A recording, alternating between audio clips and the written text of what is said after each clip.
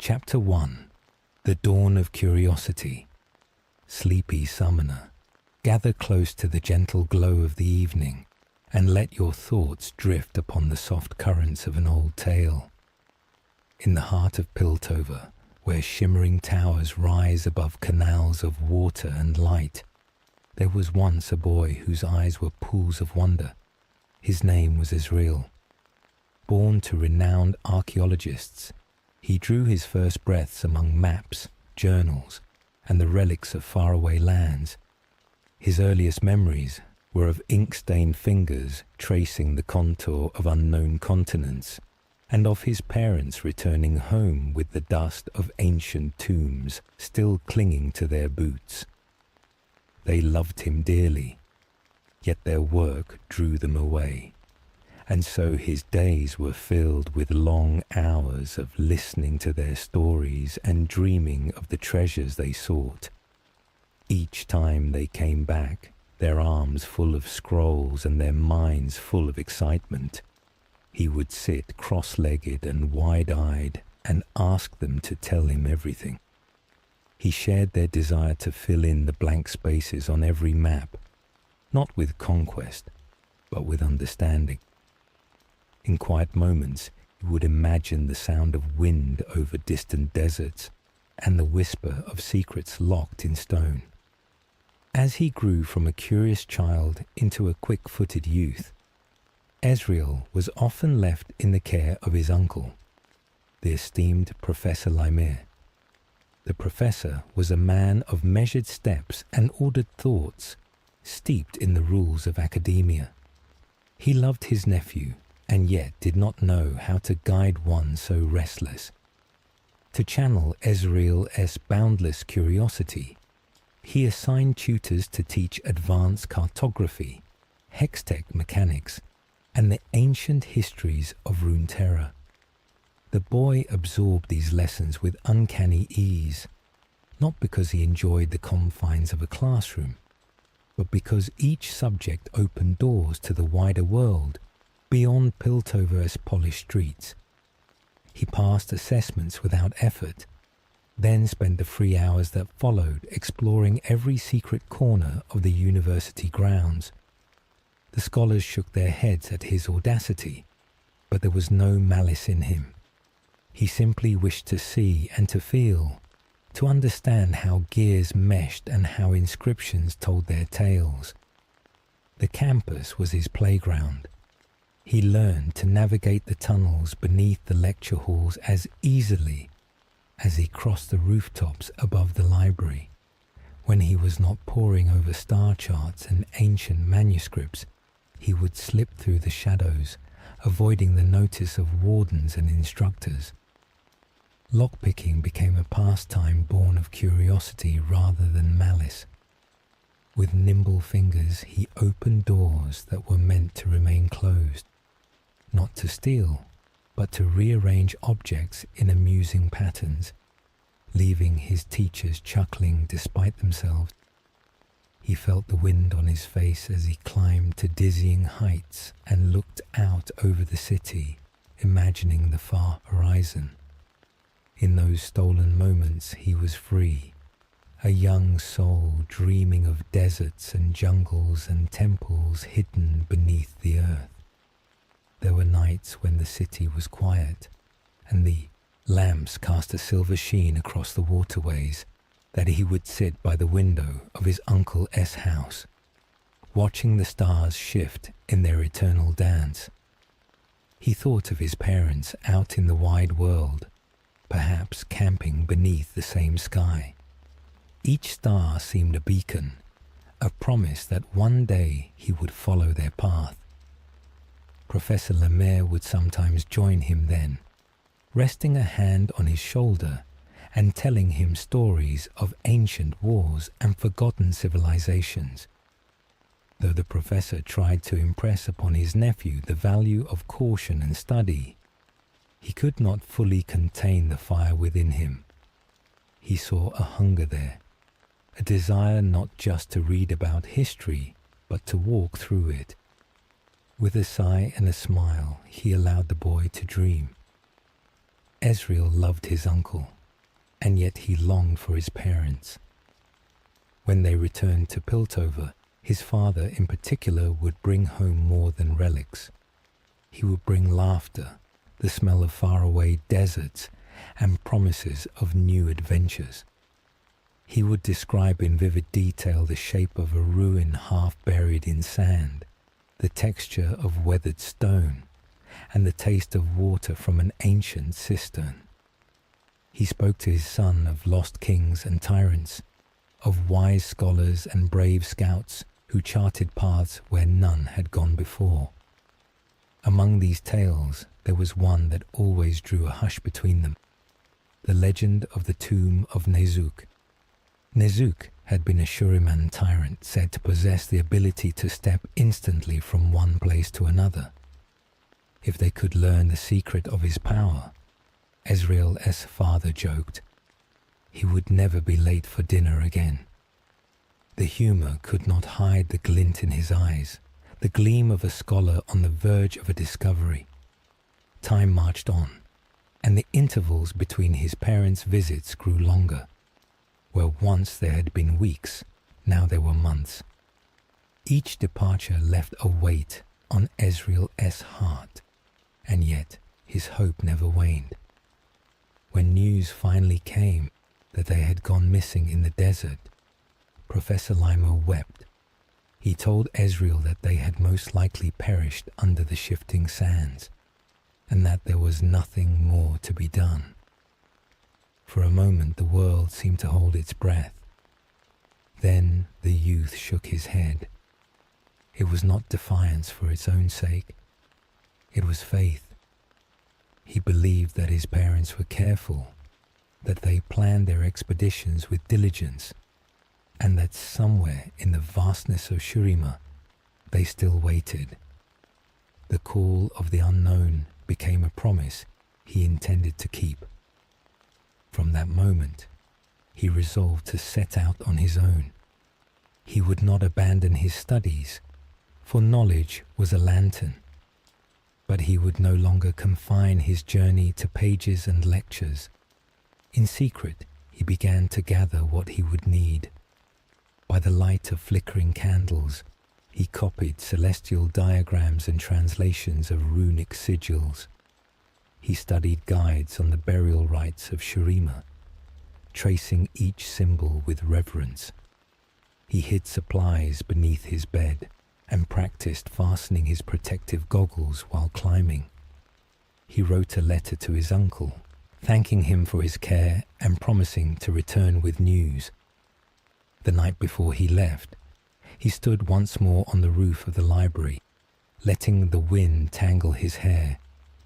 Somewhere beyond the horizon, his parents awaited him, and he felt their call like a whisper against his skin.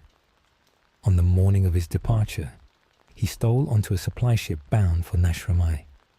His heart beat like a drum within his chest as the vessel slid from Piltover's harbour and into the open sea. The city receded into mist and memory. Ahead lay deserts older than memory and ruins forgotten by most. Though he was but a youth with more enthusiasm than experience, his determination gave him strength. He did not know then that his footsteps were following more than a trail. They were tracing the path to his own destiny. Beneath the endless sky, he whispered a quiet vow. He would find his parents. He would uncover the secrets they sought. He would become the explorer he had always dreamed of being. Chapter 2. Across the Great Sigh, when the ship reached the port of Nashramai, Ezreal stepped onto foreign soil with a pack on his back and a heart full of purpose. The air was hot and dry, carrying with it the scent of spices, dust, and distant mountains. He made his way through the bustling market, past merchants selling bolts of cloth and baskets of fruit, following the whispers he had heard in Piltover about caravans crossing the Great Sigh. The Great Sigh was more than a desert. It was an ocean of sand. Waves of dunes rose and fell, shifting with the wind, hiding ancient structures beneath their surface. To cross it alone would be foolhardy. Ezreal, as impetuous as he could be, was also wise enough to seek company. He found a caravan of traders headed south, and with youthful charm and a map that he had drawn from memory, convinced them to allow him to travel with them. The journey across the desert was both arduous and enchanting. By day, the sun blazed overhead, and the sand reflected its light in waves of shimmering heat. Camels plodded steadily, their hooves sinking and rising in the soft dunes. The merchants spoke of their goods, of the cities beyond the desert, and of legends that had been told by their grandparents. Ezreal listened, absorbing every story. He learned of nomads who could navigate by the stars and of ruins said to contain traps of unimaginable complexity. At night, when the heat softened and a chill crept into the air, the caravan would make camp. They would gather around a small fire to share bread and water. Ezreal would spread out his celestial diagrams, aligning them with the sky above to ensure they had not strayed from their path. In those quiet hours, he would think of his parents. Did they gaze upon these same constellations? Did they see the same desert horizon? Weeks passed in this way, each day carrying them deeper into the heart of Shurima. Eventually, the caravan reached a region where the dunes were broken by jagged rock formations and the remnants of stone pillars protruding from the sand. Here, the merchants turned west toward their destination. Ezreal thanked them and continued alone, following the clues left in his Mother S field notes. He had learned from her writing that the tomb he sought was not in an open valley, but hidden beneath a newer mausoleum. The desert hid what it did not bury. There were places where the sand had piled up against an ancient wall, forming a slope that led to a concealed entrance. There were false doors carved to mislead intruders and runic scripts designed to deter those who could not read them. Ezreal read each sign with care, taking notes, moving slowly. He felt both small and immense in the face of such antiquity. Each stone he touched had been placed by hands long turned to dust. Each carving was a message from the past to those who would listen. One day, as the sun climbed toward its zenith, he found himself standing before a mausoleum that matched the description in his Mother S notes. The structure was partly buried, its facade adorned with eroded figures of soldiers and priests.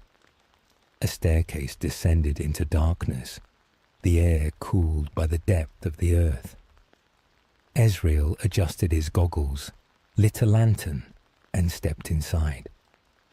The walls of the passage were smooth and cold, etched with geometric patterns that seemed to pulse in the lantern light.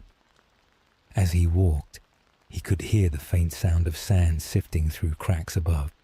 His breath echoed softly. He felt a mixture of reverence and anticipation. Here was the last known place his parents had sought. Every corner could hold a clue to their fate. Deep within the mausoleum, behind a hidden panel disguised as a mural, he found the entrance to another chamber. This, he felt, must be the tomb of Nezuk. The air grew colder, and a slight pressure built in his ears, as if the stones themselves were holding a long breath. He stepped into the chamber and stopped. Before him stood a massive sarcophagus carved from a single block of stone. It was unsealed and empty. Dust motes danced in the light of his lantern. On the floor nearby lay a bronze gauntlet, unlike anything he had ever seen. Its shape was elegant and yet powerful, with a crystalline matrix embedded at its center. It seemed to hum softly, as though it were alive. He knelt and reached out with trembling hands. The moment his skin touched the metal, a surge of energy flowed through him, not violent, but insistent, like a river of light. He slipped his hand into the gauntlet, and it closed around his wrist with a perfect fit. Suddenly, the chamber was alive with motion. Panels in the walls slid open, and streams of sand cascaded into the room. Ancient traps triggered, blades swung from hidden slots, and the air crackled with arcane wards. There was no time to think. Guided by instinct and by some resonance between himself and the gauntlet, Ezreal raised his arm. A beam of blue energy arced forth, melting stone and fusing sand into glass. He felt the world twist around him. In the next heartbeat, he found himself outside, standing beneath the open sky, 100 yards from the entrance. Behind him, the mausoleum shuddered and collapsed inward, sending a plume of dust into the air. He stood breathing hard, his heart pounding, his hand still encased in the bronze device. He felt the gauntlet humming in harmony with his own pulse, amplifying his essence. He understood then that this was a relic of a bygone age, crafted by the god warriors of ancient Shurima. It was more than a weapon. It was a key to pathways between moments and places. For a long while, he stared at the fallen structure, thinking of the tomb and the empty sarcophagus. Why was it empty? Had Nezuk ever lain there? Had his parents reached this chamber and found nothing? Questions circled his mind like desert birds riding thermal currents. He did not yet have answers, but he felt a thread of connection. His parents had been here. He stood where they had stood. He held in his hand a tool that had allowed him to survive where they might have perished. In that moment, grief and hope intertwined. Tears came unbidden, but they were quiet, blending with the sweat and dust on his cheeks. With the gauntlet secure, he began his journey back to Piltover. He retraced his steps through the desert, meeting a different caravan for the return trip. Along the way, he tested the gauntlet's abilities carefully. He learned that by focusing his energy, he could project blasts of arcane power. With concentration, he could shift his position, blinking a short distance from one spot to another. He practiced these movements when alone at night, careful not to draw the attention of his traveling companions.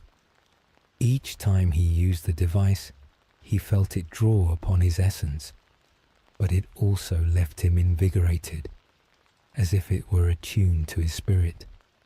The merchants gave him curious looks, and he smiled, deflecting their questions with stories of distant tombs and exaggerated adventures. Upon returning to Piltover, he slipped once more through the university grounds, his boots stirring the same leaves he had once scattered as a child. He found his uncle in the study, surrounded by books. Professor Lemaire looked up, and for a moment his stern features softened in relief. Ezreal told him part of the truth. He had found the tomb, but it held only a gauntlet. He did not speak yet of the traps or the collapse, nor of the way the gauntlet pulsed with life. His uncle listened and then embraced him, a gesture that was rare and sincere. "You are safe," Professor whispered. "That is all that matters." But to Ezreal, safety was not enough. His parents were still missing. He felt more keenly than ever that his journey had just begun.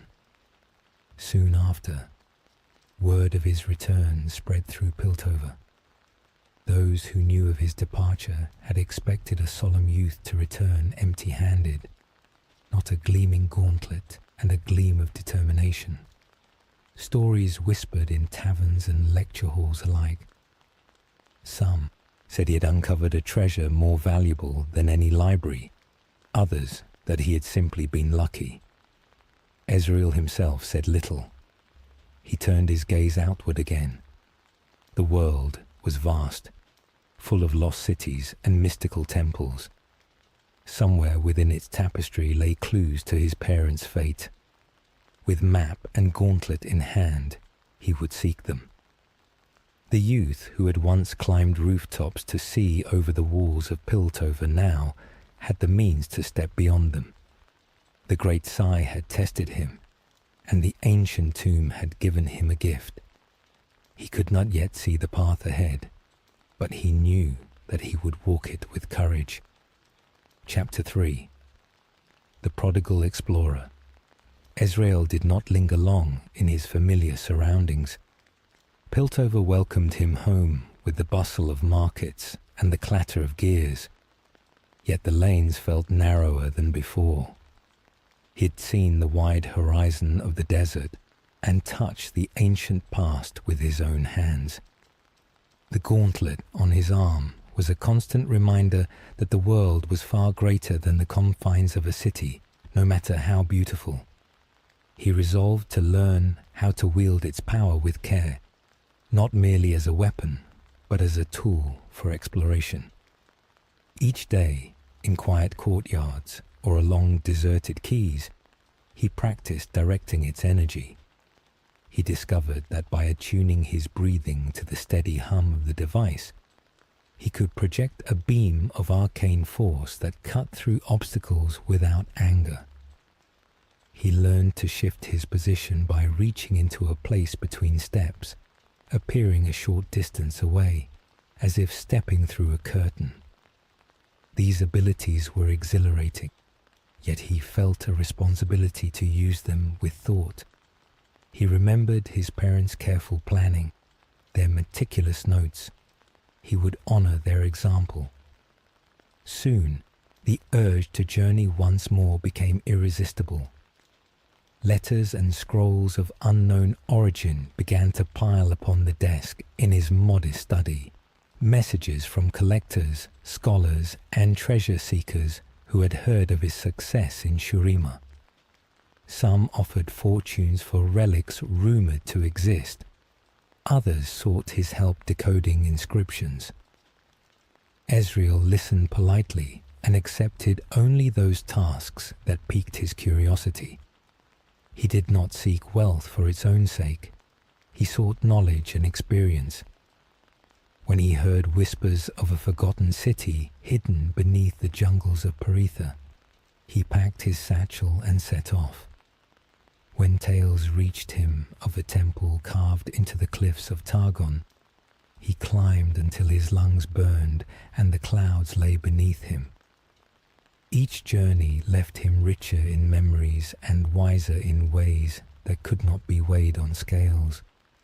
His travels took him beyond the borders of Piltover and Shurima. He tread the untamed borders of Noxus and Demacia, mindful of the tensions between empires. In the shadow of Noxian fortresses, he observed soldiers drilling, their voices echoing across the plains. He noted the disciplined lines of Demacian guards and the gleam of petricite armor crafted to dampen magic. He moved quietly through these lands, respecting local customs, trading stories for safe passage, and learning phrases in languages he had only ever read. In one Demacian village, he paused to watch children play at being knights, their sticks brandished like lances. He smiled, remembering his own childhood games, and offered them a coin to map out their imaginary kingdom on the ground. They laughed and traced in the dust, teaching him routes through the foothills that no scholaress chart could show. From Demacia, he descended into the seedy depths of Zorn, where fumes rose in thick clouds and the glow of chem lamps painted everything green. The air there was heavy and alive with the scent of oils and experiments gone awry. Here he had to move with greater caution. Deals were struck in whispers, and not all who smiled were friends. But amidst the danger, he found artisans who could repair delicate mechanisms and alchemists who had never seen Shuriman artifacts. He traded stories for knowledge, careful to keep his gauntlet hidden beneath a battered glove. He met a young inventor who spoke with a stutter and built small devices that sang when wound. Together they pored over diagrams, and for a time Ezreal saw the world through someone else's eyes. He learned that exploration was not always about traveling across deserts. Sometimes it was about listening in a back alley and finding wonder in an unexpected place. His path eventually led him northward, to the frozen wilderness of the Freljord. There, snow-muffled sound and the breath of the world hung visible in the air. He wrapped himself in furs and joined a band of hunters, learning to read the signs left by the wind on the ice. Their leader spoke of ancient spirits that watched over valleys of frost, and of a time when 3 sisters had divided the region. In the flickering light of their campfires, Ezreal listened to sagas of trolls and frost elves, and of champions who rode giant bears into battle. His gauntlet remained tucked beneath layers of cloth, but the spirits seemed aware of it. Once, during a long night, he felt a presence near the edge of the firelight, a shape of ice and shadow watching. He greeted it respectfully, whispering a promise that he sought knowledge, not conquest.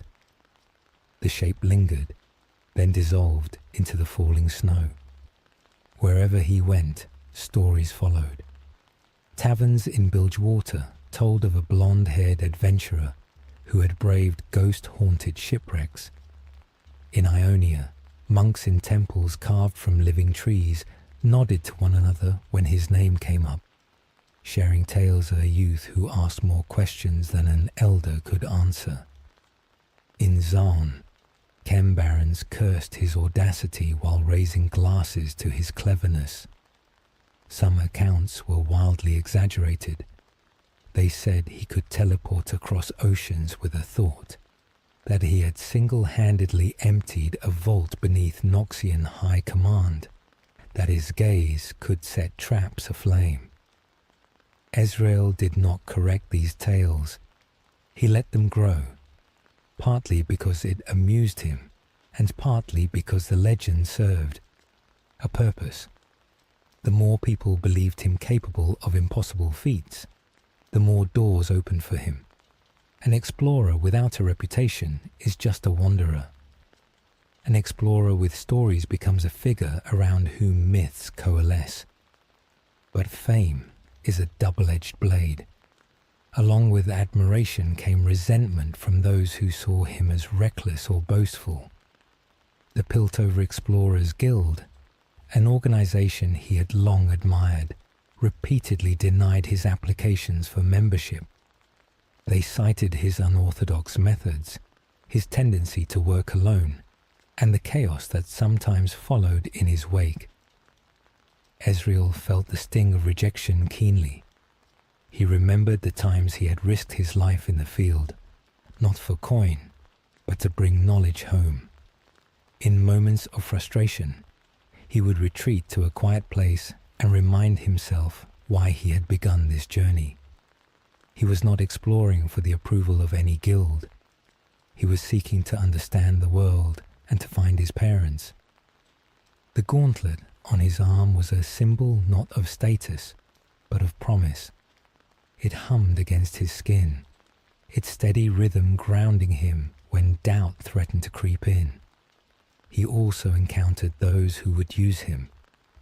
Once, in a city built upon cliffs where waterfalls plunged into mist, he was approached by a man with amber wine on his breath and a polite smile. The man introduced himself as Yanuk, a Freljordian transplant with deep pockets and a love for relics. Yanuk spoke of an elixir said to grant eternal vigor. He offered coin and membership in the very guild that had spurned Ezreal if he would retrieve it. The terms were attractive, but Ezreal hesitated. He had learned to measure trust carefully. In the end, curiosity won.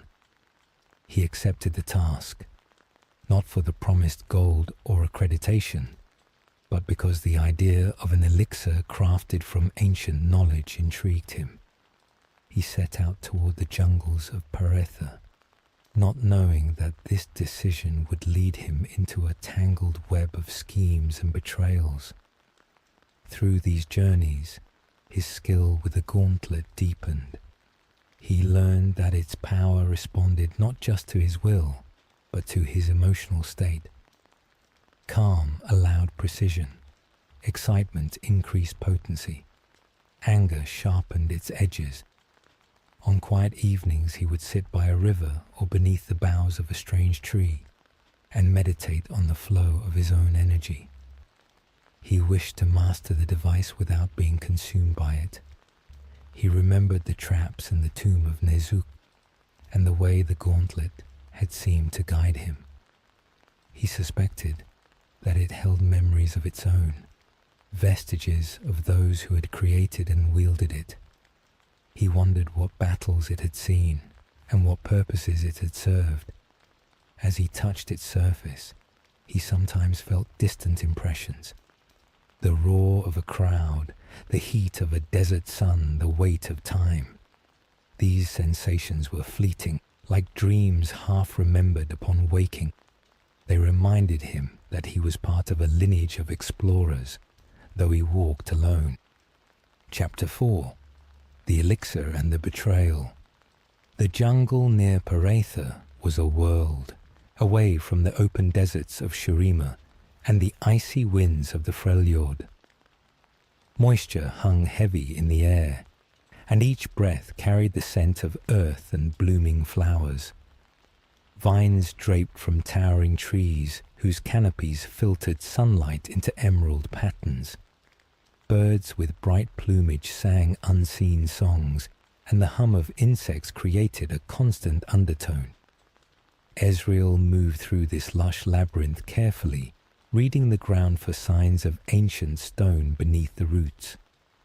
According to Yannick's description, the elixir of Ulua was hidden in a crypt beneath the jungle, guarded by traps as old as the empire that had constructed them. The way there was said to be treacherous. Ezreal had encountered traps before, yet he approached these with renewed caution. There was beauty here, but also danger wrapped in soft leaves and fragrant blossoms. After hours of trekking, the humid air gave way to a cool draft. He found a half-concealed entrance in the shadow of a moss-covered statue. The stone steps descended into darkness, and as he stepped down, the air changed. The scent of loam became the scent of stone. He lit a lantern and followed a corridor lined with carvings of serpents and sun discs. At intervals, he paused to study the patterns on the floor, searching for mechanisms. He recognized pressure plates disguised as fallen leaves and tiny holes where darts might emerge. He used a long stick to depress one plate, listening as hidden gears turned and then fell silent. The traps were elaborate, but their logic was clear to one who had studied ancient Shuriman design. Each obstacle slowed him, demanded attention, and reminded him that he was stepping into a place built to discourage trespassers. He moved slowly, breathing with the rhythm of the gauntlet's hum, aware that impatience could prove costly. Deep within the crypt he found the chamber that held what he sought. The walls here were covered in murals depicting figures pouring a luminous liquid into cups. In the center of the room, upon a stone pedestal, sat a small bone and crystal vial. It was unassuming, yet the way the light refracted within it hinted at potent power. The liquid inside shimmered like captured sunlight. He approached, feeling both reverence and caution. With a steady hand, he lifted the vial. It was cool against his skin. It looked fragile, yet it had survived centuries hidden away. He slipped it into his satchel, cushioned against harm, and made his way back through the passage. As he reached the surface, the air of the jungle felt different, as if the trees themselves had watched him and knew that something ancient now travelled in his pack. Returning to Yanuk required crossing rivers swollen from recent rains and hiking along narrow paths carved by local hunters. He arrived at Yanuk's residence, a lavish estate filled with relics, carvings and artifacts displayed as decoration. Yanuk welcomed him with a broad smile and a table laden with food. Candlelight flickered against gold, inlays and painted ceramics. The Freljordian's appetite matched his opulent surroundings. He asked, with a glint in his eye, whether Ezreal had retrieved the elixir. Ezreal answered by placing the vial on the table. Yanuk's eyes widened. He leaned forward, his fingers twitching with eagerness. "This," he said, voice low, "is a treasure of ages. A single drop can quench the soul for 1,000 years and give skin the toughness of petricite." There was reverence in his tone that Ezreal had not heard before. It made the adventurer's own heart beat faster. There was something profound in holding history, something that connected one to those long gone. Yet as Yanuk reached to grasp the vial, Ezreal's instinct made him pull it back. "Not so fast," he replied gently but firmly. He reminded Yanuk of the terms of their agreement, payment in coin and a letter of accreditation to the guild. Yanuk laughed, a booming sound that filled the room. He rose, muttering about obtaining the letter, and disappeared into his study. Alone for a moment, Ezreal's gaze wandered across the artifacts that lined the walls. Some he recognized as genuine, others were clever forgeries. His eyes fell upon a stone bell carved with symbols. Yanuk's voice called from the other room, naming the language of the script as Oknun, the language of the dead. The hairs on the back of Ezreal's neck lifted slightly. There was an undercurrent in the room, a sense that there was more here than relics and deals. He heard footfalls return and turned, ready to conclude the exchange. But Yanuk did not return alone. In each hand, he held a flintlock pistol. He apologized, almost casually, informing Ezreal that the guild had denied his application once again, and that the elixir would be used to raise a dreadlord. His words were smooth, but his eyes burned with ambition. In that instant, the room seemed to shrink. Time stretched, and Ezreal felt the weight of the gauntlet on his arm. Anger flickered within him, not a hot flame but a cool, focused spark. He remembered the traps he had faced and the trust he had offered. Now he saw Yanuk's betrayal. Rather than lash out blindly, he considered his options. Violence could shatter the fragile vial and destroy the very thing he had risked his life to retrieve. Instead, he held on to patience, even as tension coiled in his muscles. He raised his arm slowly, the gauntlet humming in warning. Yanuk lifted his pistols, lead shot at the ready. Ezreal fired first, a beam of arcane energy that met the bullets in mid-air, melting them into harmless vapor. The light illuminated the room but did not scorch it. He allowed the gauntlet to discharge just enough energy to disarm without destruction. The arcane blast crackled against the pistols, forcing Yanuk to drop them. Then, with a practiced twist of his wrist, Ezreal shifted position. In a blink, he was behind Yanuk, his gauntleted hand resting lightly against the back of the man's head. The Freljordian cursed, but there was surprise in his tone. He had underestimated the adventurer he sought to cheat. "Drop the guns," Ezreal murmured. Januk let them fall, but he was not defeated. With his free hand, he grabbed Ezreal's gauntlet and swung him over his shoulder, slamming him through the work desk. Ezreal felt the stone bell dig into his back. Pain bloomed like an ache rather than a sharp stab.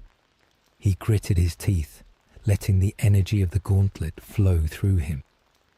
As Januk kicked him, he loosened his grip on the vial in his satchel, allowing Januk to snatch it and pull the stopper. Januk drank deeply, expecting immortality. Instead, his face twisted. He had swallowed sand wasp venom, placed in a decoy vial that Ezreal had prepared for just such contingencies. The real elixir remained safe in a hidden pocket. Januk gagged, realizing too late the deception. Ezreal rose slowly, bruised but calm, and held up the true vial with a small smile. "Almost the right hues," he said softly, "but not quite." Januk's eyes bulged, his voice a rasp as he cursed. He doubled over as the venom took effect, his bravado melting into discomfort. Ezreal did not gloat. He had no desire to prolong suffering. He offered a quiet warning about staying near a lavatory in the coming days, then used his gauntlet to open a path through the wall. The energy beam melted stone with a hiss, creating a gap large enough to slip through. Papers fluttered in the wake of his departure. He paused at the threshold, looking back at Januk once more. There was disappointment in him, not only at the betrayal, but at the wasted potential of a man who could have been an ally. With a sigh, he stepped out into the night, the cool air washing over his face. Behind him, the sounds of Januk's discomfort faded as distance grew. Outside, under the soft glow of a moon that filtered through the jungle canopy, Ezreal allowed himself a moment to breathe. He held the true elixir up to the light, watching it shimmer. Its contents were ancient and potent, but he had little desire to keep it for himself. The temptation of eternal vigor paled in comparison to the joy of discovery. He decided to place it in safer hands, in a temple he had passed on his journey, where priests guarded dangerous objects. He felt lighter, having made the choice. Trust, he realized, was as rare as any treasure. When, extended to the wrong person, it could become a blade turned against oneself. Yet without trust, no expedition could succeed. He would continue to trust carefully, learning with each encounter. The world was full of Januks and of honest folk. It was his task to discern the difference. As he left the estate and made his way back through the jungle, the air felt cooler, and the shadows seemed less menacing. The frogs and crickets resumed their songs, and somewhere nearby a stream murmured over stones. He smiled, not in triumph, but in quiet appreciation. Even in betrayal, there had been lessons. He had learned to anticipate deception without becoming cynical. He had refined his use of the gauntlet in a moment of need, balancing power with restraint. He had avoided needless harm and protected a relic that did not belong to him alone. He whispered a thank you to the jungle for its shelter and to the stars for their guidance. Then he walked on, the path beneath his feet leading toward his next horizon. Chapter 5. The Wreck and the Waves. Long before Januk's betrayal and the elixir's Shimmer's test, Ezreal had become acquainted with the treacherous beauty of the sea. One of his earliest commissions after returning from Shurima had taken him to Bilgewater, a city of rickety piers and tangled alleyways built along a crescent bay. There the air smelled of salt and gunpowder, and the cries of gulls mixed with the laughter of sailors and the gruff calls of traders. Ships from all corners of Runeterra docked in its harbour, their hulls bearing scars from battles and storms. Bilgewater was a place of opportunity and danger, a meeting point between law and lawlessness, and it was here that Ezreal first heard of the wreck of the Echelon Dawn. The Echelon Dawn had been a merchant vessel carrying a cargo of relics salvaged from an old Dalmatian archive. It was said to have gone down during a sudden storm just off the jagged rocks known as the Jagged Hooks. According to rumours whispered over mugs of grog, the ship S-Hold contained scrolls written in forgotten tongues and a chest sealed shut with a lock that no ordinary key could open. A collector in Piltover had asked Ezreal to retrieve one particular artifact from the wreck, a map said to reveal hidden pathways through the mountains between Noxus and Dalmatia. The challenge appealed to Ezreal. Not only did it involve diving into the cold embrace of the sea, but it also promised an encounter with the unknown. He enlisted the help of a crew of hardy sailors accustomed to the unpredictable waters around Bilgewater. Among them was a woman named Tamsin, whose braided hair was the colour of old rope, and whose eyes saw more than they let on. She had lost a brother to the Jagged Hooks, and knew the currents like others knew their own backyards. With her guidance, they set sail on a sturdy sloop, its hull patched with planks of varying shades.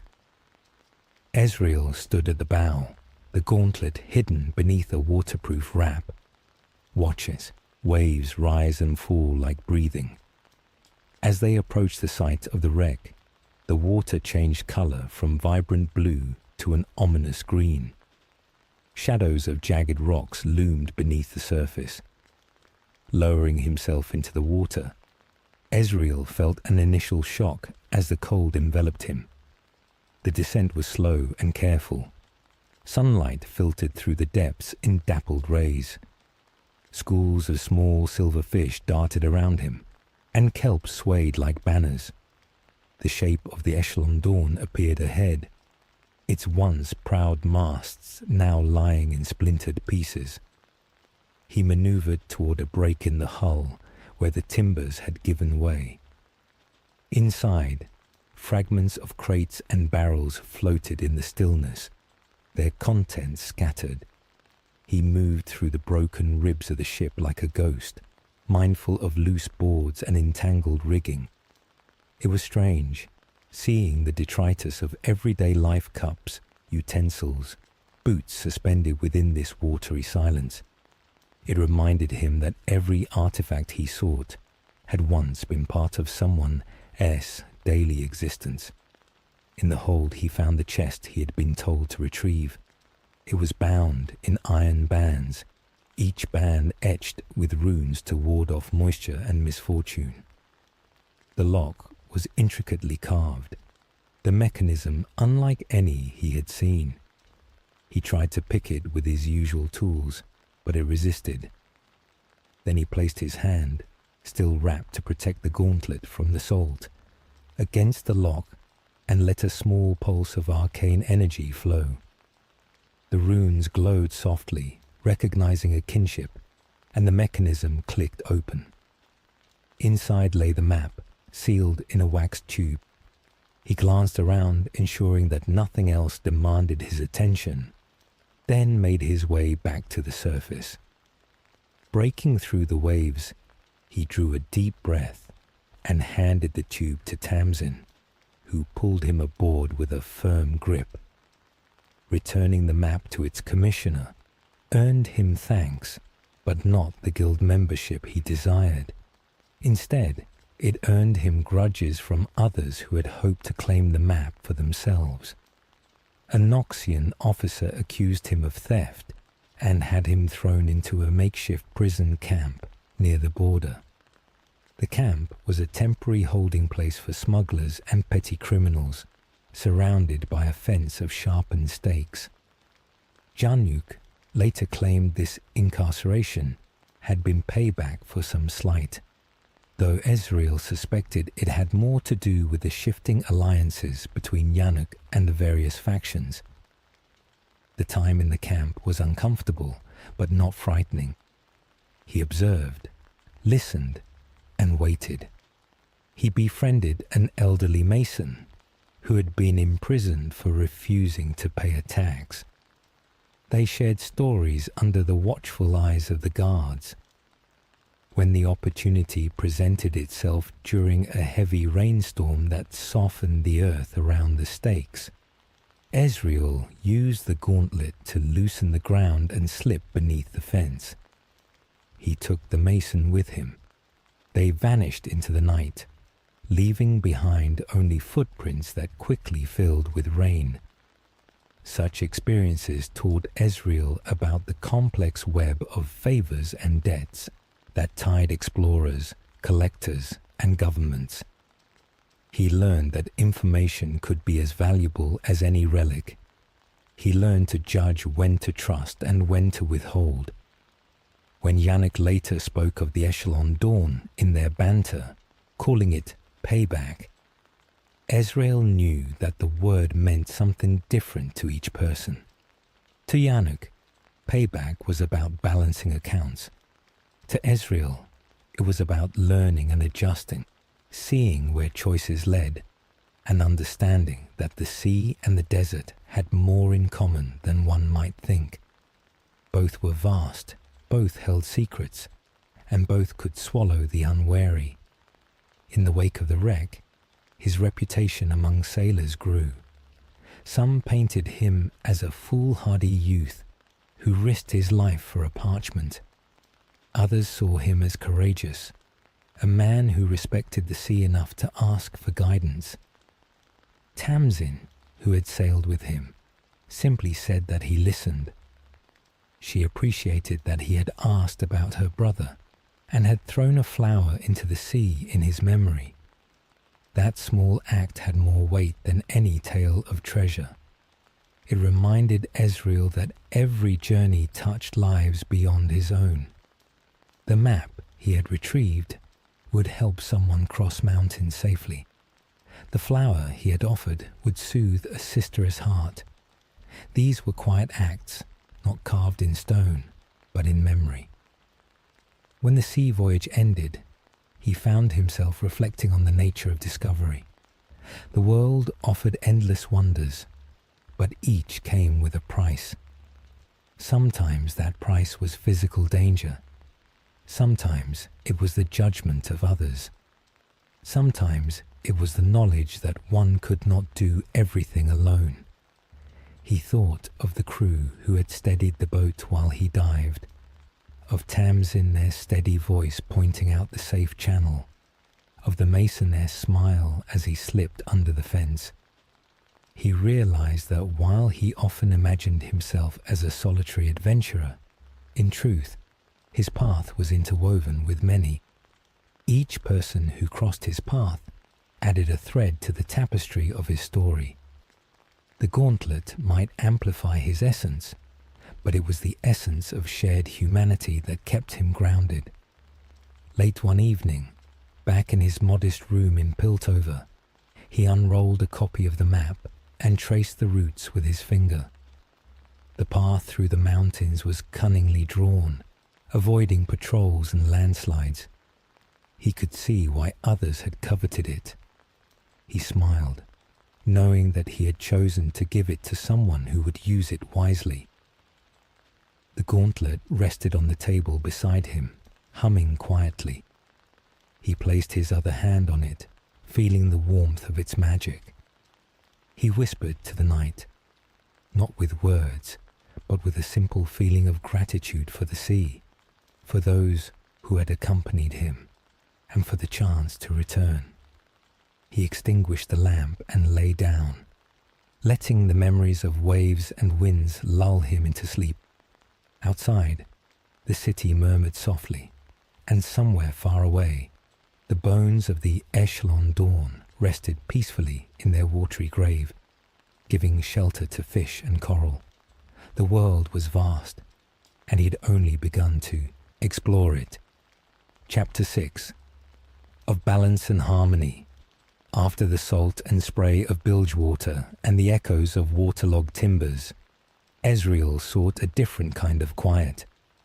He turned his steps toward the east and the verdant lands of Ionia, drawn by tales of tranquil monasteries and villages built around towering trees. The journey led him across narrow footbridges over deep chasms, through groves where cherry blossoms drifted like snow, and along rivers that carved smooth stones from mountain faces. The air in Ionia seemed charged with a different kind of energy, one that pulsed gently through leaves and soil. Here, magic was not wrenched from the earth, but flowed in harmony with it. For an explorer accustomed to coaxing secrets from hidden places, Ionia offered a lesson in listening. In the village of Hirana, he met an elder named Master Sori, whose voice was soft and whose hands were calloused from decades of tending gardens. The elder invited him to sit beneath a plum tree and drink tea infused with herbs that grew only on that slope. Ezreal spoke of his travels, his search for his parents, and the mysterious gauntlet that hummed on his arm. Master Sori listened without interruption, his gaze focused yet distant, as if watching the ripples of a pond. When Ezreal finished, the elder set down his cup and asked a simple question. "Do you know when to act and when to be still?" The question lingered between them like incense smoke. Ezreal considered it. He realized that much of his life had been spent moving, seeking, reacting. Rarely had he allowed himself to be still long enough to understand the current beneath the surface. For several days, he remained in Hirana. He rose with the sun and joined villagers in tending the terraced rice fields. He learned to read the wind by the movement of bamboo leaves and to sense rain by the smell of the earth. He practiced breathing with awareness, aligning the rhythm of his chest with the hum of the gauntlet. In moments of stillness, he felt a resonance between his own energy and that of the land. The device on his arm seemed less a foreign artifact and more an extension of his intentions. When he fired its beams at practiced targets, he noticed that focusing with calm precision allowed the energy to flow smoothly without strain. When his mind raced or his emotions swelled, the blast grew erratic and left him drained. The elder watched from a distance, nodding when Ezreal began to see the pattern. One afternoon, while walking along a path lined with stone lanterns, he came upon a small shrine. It was dedicated to the spirits of travelers and seekers. Offerings of rice and fruit lay at its base, and incense curled up into the branches above. He knelt and closed his eyes. Without words, he offered gratitude for safe passages and for the unseen guidance he had felt on his journeys. He thought of his parents, sending a quiet hope into the air that they might feel it wherever they were. He touched the gauntlet lightly and promised to use it with respect. When he opened his eyes, a child stood nearby, watching him. She asked why his arm glowed sometimes. He answered by telling her a story about a star that had fallen to earth and become a tool for those who dared to seek. Her eyes grew wide and she laughed. Stories, he realized, were as important as maps. They carried truths in ways that charts could not. During his stay, he observed the Ionian concept of balance. It was not a static state, but a dynamic equilibrium, a constant interplay between forces. He saw it in the way farmers rotated crops to care for the soil, in the way dancers practiced both strength and grace, and in the way monks responded to arguments with patience rather than anger. He thought about his own journeys and the times he had been quick to unleash the gauntlet's power. He began to understand that there was strength in restraint. Master Sori explained that power used without harmony could create wounds that lasted beyond a lifetime. The elder told tales of great mages whose spells had scarred the land, leaving scars that even time could not heal. Ezreal listened, feeling both humble and empowered. He carried within him the capacity to heal as well as to harm, to illuminate as well as to burn. One evening, as fireflies flickered in the dusk and the fragrance of plum blossoms thickened, Master Sori handed Ezreal a small polished stone. "Take this," the elder said. "Hold it when you feel the urge to act without thought. It has no power other than that which you give it. Let it remind you that stillness is also a choice." Ezreal accepted the stone and tucked it into his satchel. He smiled, recognizing that this simple gift was as valuable as any artifact he had recovered. It was a reminder that not all treasures were ancient relics. Some were lessons gleaned from those who had walked a different path. When the time came to leave Hirana, the villagers gathered to wish him well. They offered him a bundle of dried herbs for long journeys and a piece of silk painted with the image of a crane in flight. Master Sori clasped his hand and said, "The world is vast, and there is no need to hurry. Every step is part of the journey." Ezreal bowed his head, feeling gratitude swell like a tide. As he walked away, the sound of the village faded, replaced by the rustle of leaves and the call of distant birds. He felt a calm he had not known before. It was not the calm of completion, but the calm of understanding that there was value in pausing. The gauntlet felt lighter on his arm, not because its weight had changed, but because his relationship with it had. His journey through Ionia continued, taking him to monasteries nestled within cliffs and to temples carved from living stone. In one sacred grove, he heard the distant echo of chimes that seemed to come from within the earth. In another, he witnessed a ritual dance that told the story of a river spirit as sacrifice during a drought. He collected no artifacts from these places, for he sensed that to take would be to disrupt. Instead, he collected insights that history could be held in movement, that memory could be stored in song, and that harmony was a form of strength. He wrote notes in his journal, not just of the names of places, but of the feel of the air and the colors of the leaves. He drew small sketches of plants he had not seen before, labeling them with questions about their properties.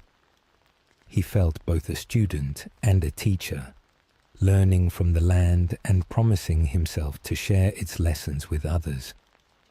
When he eventually left Ionia, heading back toward lands of stone cities and clanging metal, he carried with him more than maps.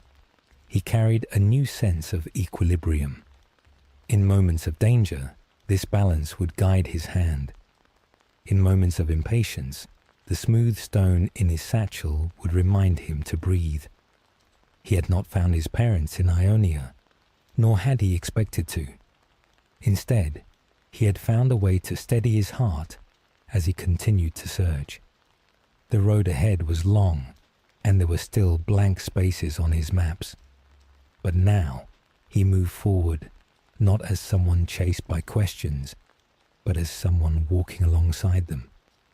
The hum of the gauntlet blended with the memory of chimes, and his steps fell into rhythm with the pulsing life of the world. Chapter 7. Through Walls of Stone.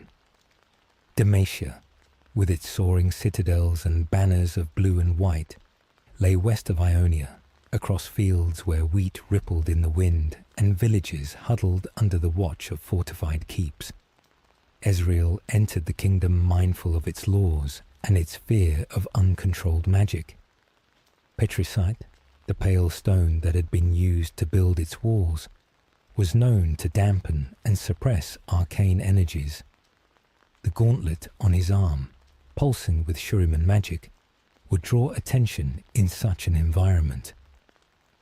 As he approached the border, he wrapped it carefully in cloth and leather, both to protect it and to respect the customs of the land he entered. He wore a hood to shield his hair from easy recognition. He had no desire to challenge authority or draw suspicion. He came as a traveller and a learner. He entered through a small settlement rather than through a major gate. There he saw the daily rhythm of Demacian life. Farmers worked fields under the watchful eyes of local militia. Children chased one another around wells. A smith hammered iron into horseshoes while singing an old tune. He asked for bread in the market and paid fairly, learning a few words of the local dialect. Demacians valued honesty and order. He found that a straightforward demeanour opened more doors than charm. At one point, he heard a murmured warning that a mage had been arrested in a nearby town. He felt a tug of sympathy. He knew that the fear of the unknown could lead to harsh measures. He wondered whether his parents had ever travelled through these lands and how they had navigated such restrictions. In the capital city, the walls rose high, and statues of legendary warriors lined wide avenues. Ezreal kept to side streets, eyes taking in the architecture. The petricite columns gleamed in the sunlight, and the air resonated with the music of horns and the clatter of armor. He visited a public library, marveling at the collection of histories, some of which he had never seen in Piltover. He read about the founding of Demacia, about the courage of the winged warrior who had led refugees to safety, and about the ancient sin that had turned them away from magic. These stories were told with reverence and a sense of destiny. They explained why the people were wary of arcane devices like his gauntlet. He respected their perspective even as he quietly disagreed. For him, magic was a tool, dangerous if misused, but wondrous in its potential. During his stay, he befriended a young guardsman named Caden. They met by chance when Ezreal assisted an elderly woman whose cart had lost a wheel. Caden, grateful for his help, offered him a seat by the fire in the guardhouse. They spoke of travel and duty. Caden had never left Demacia, bound by oaths to protect his people. Ezreal listened as the guardsman described his dream of seeing the sea. In turn, Ezreal spoke of deserts and jungles, of ancient languages and hidden passages. Caden's eyes widened, and he laughed at tales of yordles and of ships caught in storms. In the flicker of the firelight, the two young men found common ground. When Ezreal asked about the tension between mages and the crown, Caden's expression grew somber. He explained that fear had grown out of genuine harm done in the past. He hoped for a day when fear would be replaced by understanding, but he did not know when that day might come. As he prepared to leave the city, Ezreal considered whether to reveal his gauntlet to Caden. He decided against it, not out of distrust but out of respect. He knew that the sight of such a device could place the guardsman in a difficult position, torn between duty and friendship. Instead, he left Caden with a small stone from Ionia and the story of its purpose. "When you feel torn between action and stillness," he told him, "hold this and breathe." Caden accepted it with gratitude, unaware that the stone carried no magic other than the memory of a lesson in balance. Ezreal walked away with a lighter heart, knowing that even in a land wary of magic, there were people who could see beyond fear. Travelling northward from Demacia, he crossed into wild hills where wind swept across heather and thorn. He skirted the borders of Noxian patrols, avoiding entanglements. His destination was the high passes leading into the Freljord once more, not because he sought conflict, but because he had heard of an ancient standing stone there carved with runes older than any empire. The climb was steep, and the air thinned as he ascended. Snowflakes appeared in the wind, sparse at first, then thicker as he gained altitude. He moved with deliberate pace, using the gauntlet only when necessary to clear a path through ice or to steady his footing on a narrow ledge.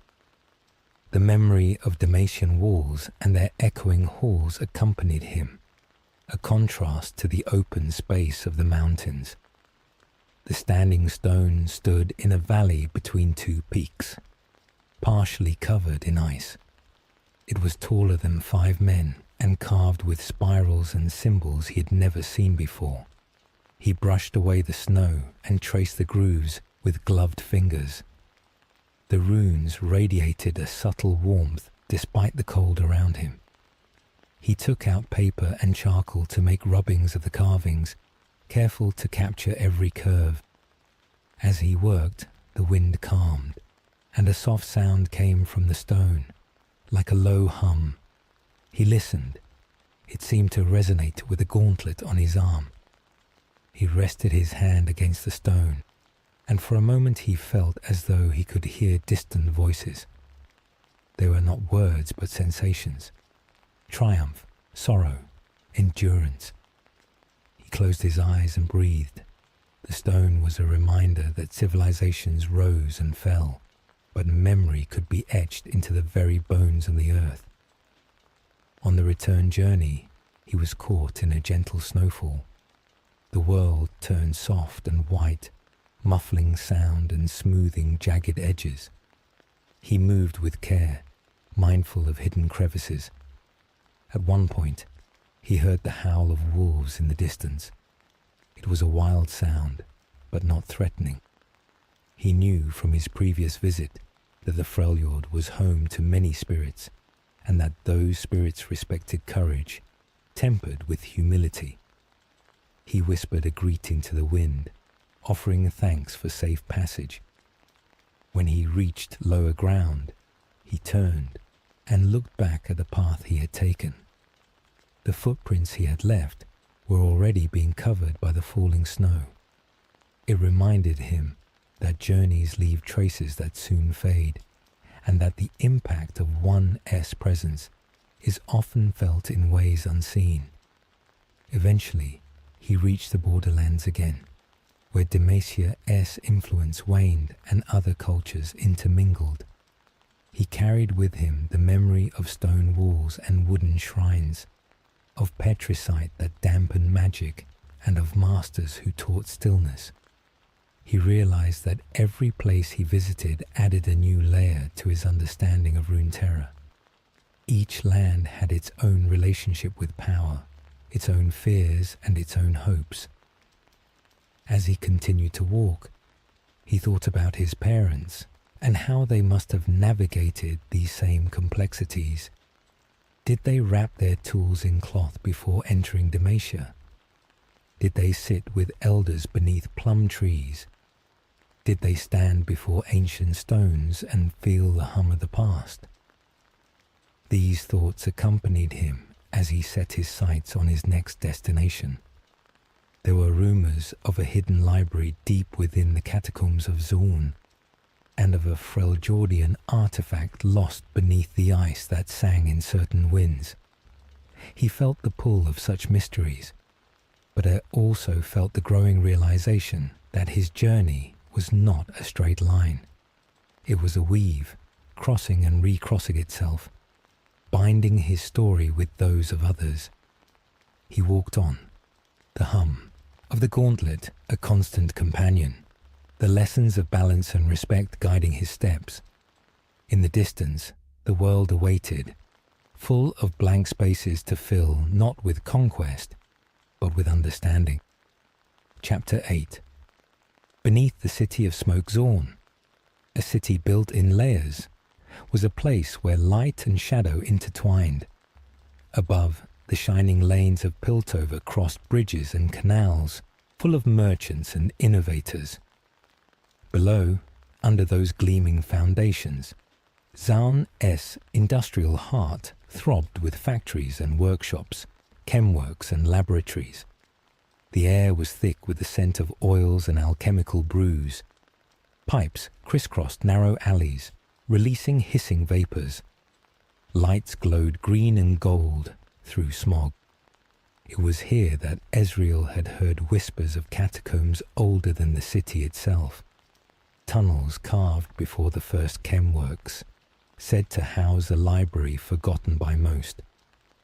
Rumour spoke of tablets inscribed with designs that predated Hextech, hidden away to keep them from those who would misuse them. For an explorer, such whispers were a siren-esque call. For someone whose parents had vanished seeking knowledge, they were also a promise. Entering Zaun was not a matter of crossing a gate, but of descending. He walked down winding staircases that spiraled along the underside of bridges, passing bustling markets where street vendors sold soups and tonics. He paused at one stall to try a bowl of broth infused with chemspice, grateful for the warmth it brought to his stomach. The stallkeeper, an older woman with goggles perched on her forehead, recognized the signs of a traveler and offered directions in exchange for a story. He told her of a temple carved into a cliff in Ionia and of the sound of chimes emanating from within. She smiled, eyes crinkling, and marked a route on a scrap of paper. "Follow this," she said, "but keep your wits. The catacombs shift, and not all who walk them intend to return." He followed her instructions, moving through warrens lit by flickering lamps. The further he went, the quieter it became. The noise of machinery faded, replaced by the drip of water and the occasional scurry of unseen creatures. The walls changed from brick to stone, arches hewn from rock-framed corridors that twisted and branched like the roots of a giant tree. He marked his path with chalk, drawing small symbols on corners to ensure he would not lose his way. After a time, he reached a wide chamber. In its center stood a series of stone shelves carved into the walls, each shelf lined with tablets and scrolls, their edges coated in dust. He felt a thrill. This was no rumor. It was real. The library's contents were fragile. He brushed away dust gently with a cloth, revealing carved diagrams and stylized script. He could not read everything. Some glyphs were from languages not yet understood, but he recognized patterns, designs that suggested energy conduits and devices that could direct magic without harming the user.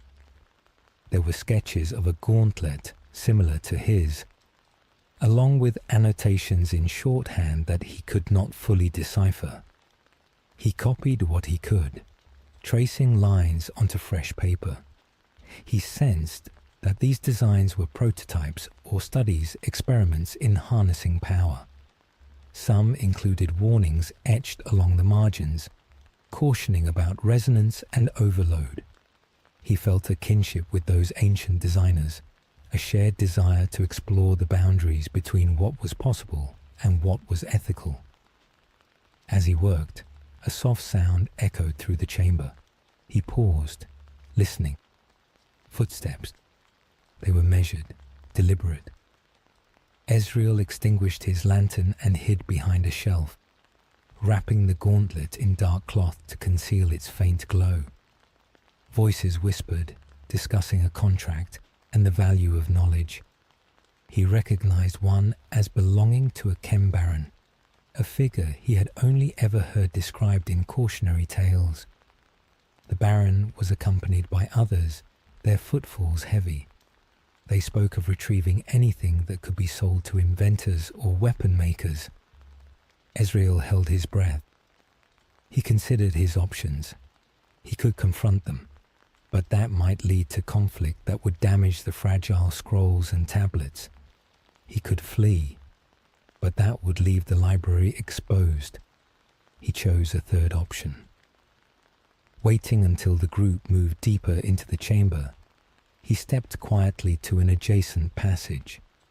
He moved through the dark, counting his paces, until he reached an intersection. From there, he used the gauntlet to send a soft pulse of energy down an empty corridor, aiming it at a rotted support. The beam weakened the beam enough that, with a gentle push from the vibration of passing footsteps, the ceiling would collapse. He then circled back to watch from a shadowed alcove.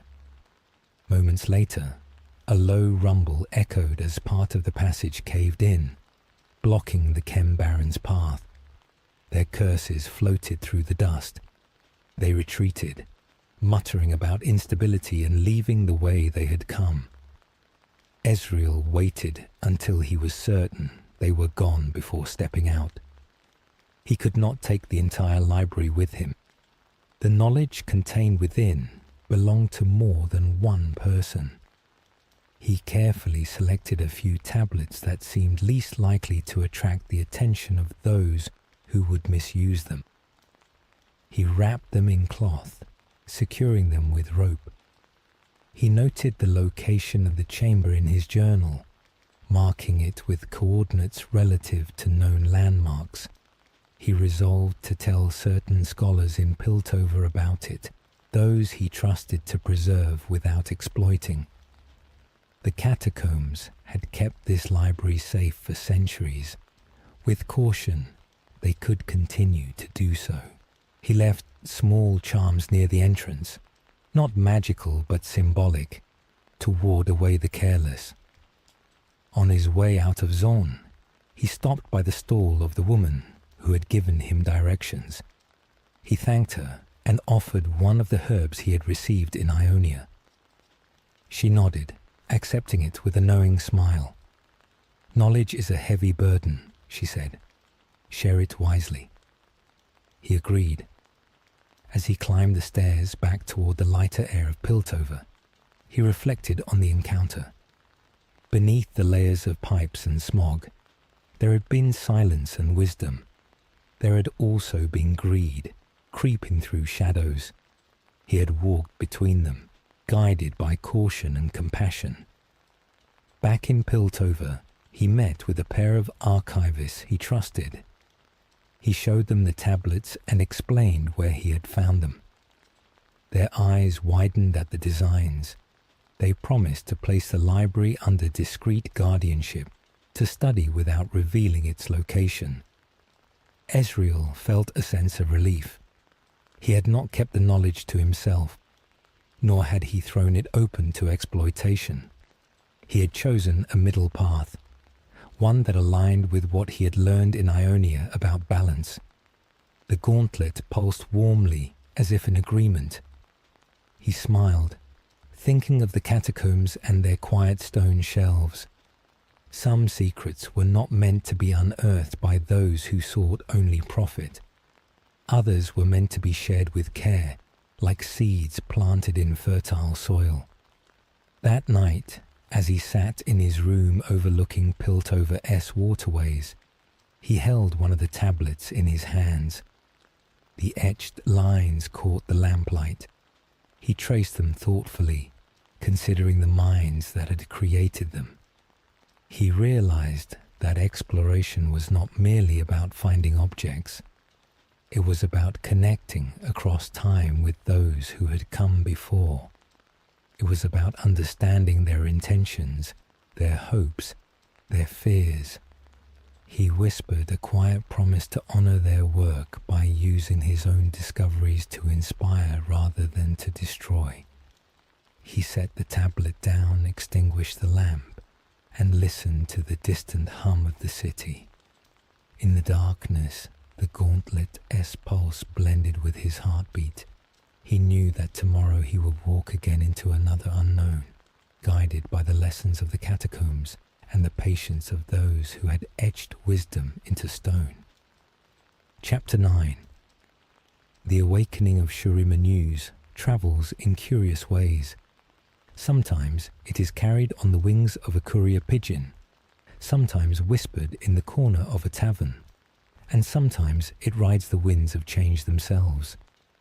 While Ezreal pored over the designs from Zorn in his quiet room, word reached Piltover of a miracle in the desert. The lost city of Shurima, long buried beneath dunes, had risen. The golden sun disk, once believed to be a myth, now towered again over the horizon, casting its light across the sand. An emperor thought gone had returned, and with him the power of a forgotten empire.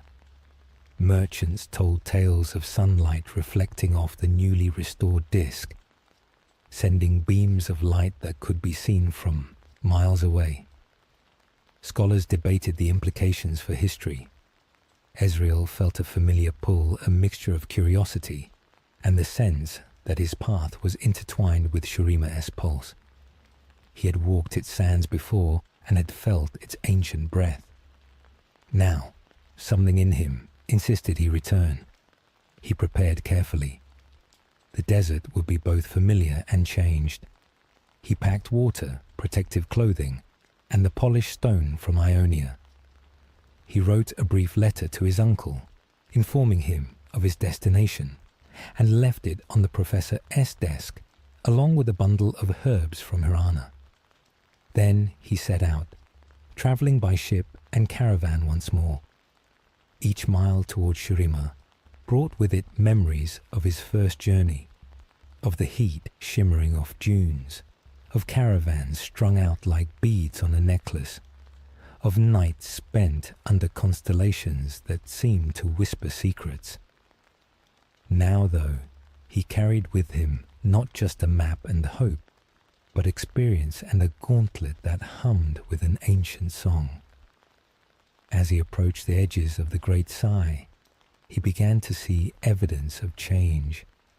Merchants had set up temporary camps to trade goods brought from the reborn city.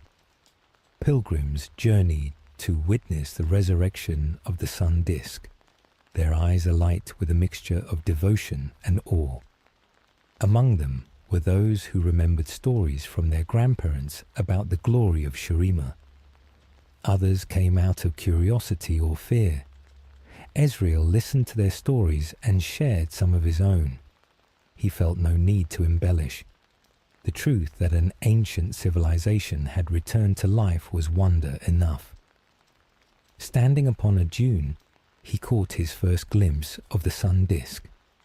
It rose from the city like a second sun, its golden surface gleaming. The air hummed with energy, the same kind of resonance he had felt in the gauntlet when he first donned it. As he walked closer, he passed statues that had been buried now emerging from the sand. He saw carvings that told of emperors and of ascension. He felt small beneath the scale of the restoration, yet he also felt connected. The gauntlet warmed, responding to the ancient Shuriman magic that filled the air. At the edge of the city, he paused. The city was alive with activity.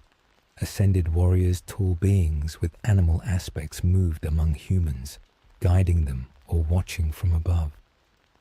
He recognized Narsus, the curator of the sands, by description from books he had read. Narsus stood like a statue given life, his jackal head surveying the city with wisdom and sadness. There was no chaos or fear in his presence. There was a calm that came from centuries of contemplation. Ezreal did not approach directly. He observed. He saw children playing in newly cleared streets. He saw workers carrying bricks to repair walls. He saw priests chanting prayers of thanks. The city was being reborn not through conquest, but through patient labor. He made his way to a quiet corner where ancient pillars had been unearthed and arranged like a small forest of stone. There he sat and listened to the hum in the air. He thought of his parents. If they had been alive to witness this, what would they have said? His father, he imagined, would have run his fingers along the carvings, explaining each scene with excitement. His mother would have closed her eyes and felt the magic in the stones. He smiled softly. He wished he could share this with them. He took out his journal and wrote about what he saw, not just as a record, but as a message to them, wherever they might be. He wrote of the golden light, of the voices in the streets, of the way the city seemed to breathe again. While he wrote, he sensed someone nearby. Looking up, he saw a young woman with hair the color of sand and eyes the color of twilight. She stood with a board strapped to her back, smooth as stone and carved with ancient symbols. She introduced herself as Talia, a weaver of stones. She had been drawn back to Shurima by the same call that had summoned Ezreal. They spoke, sharing their reasons for returning. Talia spoke of her journey across the world, of learning to control the gift of shaping earth beneath her feet. She expressed joy at seeing her homeland rise and worry about the responsibilities that came with power. Ezreal listened and nodded. He understood the mix of duty and freedom. He spoke of his search for his parents and of the gauntlet that guided him. They found common ground in their roles as wanderers who sought to protect rather than dominate. Together, they walked through the revived city. Talia showed him a place where she had helped raise new walls. She explained how she listened to the stones, asking them to move rather than forcing them. Ezreal thought of Ionia and his lessons of balance. He realized that magic could be an act of cooperation with the world. When they reached a view of the sun disk up close, they stood in silence. The disk glowed with a steady light, a beacon visible even as the real sun dipped toward the horizon. He felt the gauntlet hum in resonance. He placed his hand over his heart, feeling the beat of his life and the echo of ancient Shurima.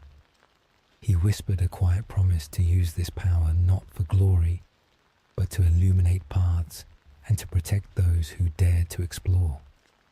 As the sky turned to shades of pink and orange, Ezreal said farewell to Talia. They exchanged smiles, knowing that their paths might cross again. He left Shurima with a sense of completion and a renewed sense of wonder. He had witnessed the rebirth of an empire and had felt the deep currents of time shifting. He knew that his parents would be thrilled by such a sight. He did not yet know where they were, but he felt closer to them in this place than he had in any city of stone. Perhaps somewhere within the revived archives of Shurima, there would be a record of their last expedition, a note or a carving. Perhaps the return of the sun disk would send ripples across Runeterra, bringing to light other secrets long buried. He walked away from the city and into the desert. Night, his steps leaving gentle marks in the sand that the wind would soon erase. The stars above glittered, ancient and patient, as they had on his first journey. He looked up and whispered a thank you to them, knowing they would carry his voice to anyone who cared to listen. Chapter 10. On paths less trodden. Between the great empires and the ancient deserts lies a network of paths less travelled, quiet routes through hills and forests, where the footprints of giants give way to the lighter steps of those who live between worlds. Ezreal, ever drawn by curiosity, heard from a fellow traveller of a glen where the veil between Runeterra and another realm was thin. It was said that those who stumbled upon it might glimpse small beings with bright eyes and laughter like bells creatures some called yordles. These beings were known in stories as guardians of mischief and keepers of hidden paths. Ezreal had read of them in old accounts, but he had never seen one. The idea of meeting a creature whose very existence challenged the boundaries between worlds fascinated him. He followed the traveller-er's vague directions, moving through a forest where sunlight filtered through leaves and the air was rich with the scent of moss. The trees here were older than memory, their trunks wide enough that 4 men could not reach around them. The ground was soft, covered with a thick layer of fallen leaves. Birds sang above, unseen. After some time, he came to a clearing. At its centre stood an arch formed by 2 intertwined trees whose branches had fused into a natural gateway. On the other side of the arch, the air shimmered faintly, as if warmed by unseen fire. He hesitated, then stepped through. The world beyond was similar, yet different. Colours seemed slightly brighter, the air slightly sweeter. He walked along a path lined with mushrooms that glowed faintly in the shade. He listened, and in the distance he heard giggles. He stopped, not wanting to startle whatever inhabited this place. A small figure darted across the path, pausing to look at him with wide eyes before disappearing into the underbrush. It had tufted ears and a tail, and wore a small hat adorned with feathers. Another peeked from behind a tree, then withdrew, leaving behind the faint scent of roasted nuts. Ezreal smiled. The yordles were real, and they were curious. He did not chase them. Instead, he sat on a fallen log and waited. He took out a piece of dried fruit from his satchel and placed it on a flat stone as an offering. He hummed a soft tune he had learned in Ionia, letting it drift through the trees. After a few minutes, a small face appeared again, sniffing the air. A tiny hand reached out, grabbed the fruit, and retreated. A moment later, the yordle returned, placing a bright berry on the stone in exchange. It sat down opposite him, studying him with enormous eyes. Ezreal spoke softly, introducing himself. He kept his movements slow, mindful of the delicate balance of trust. The yordle's voice, when it came, was high and clear. It told him its name, which sounded like laughter, and asked why he had come. Ezreal explained that he was an explorer seeking knowledge, and that he had heard stories of the glen. The yordle listened, nodding. It spoke of its own travels through hidden doorways, of battles fought with giant mushrooms, and of friends who could make gardens grow overnight. It spoke of a place called Bandle City, a realm where paths twisted in ways that defied logic, where time flowed differently, and where stories were currency. Ezreal leaned forward, enthralled.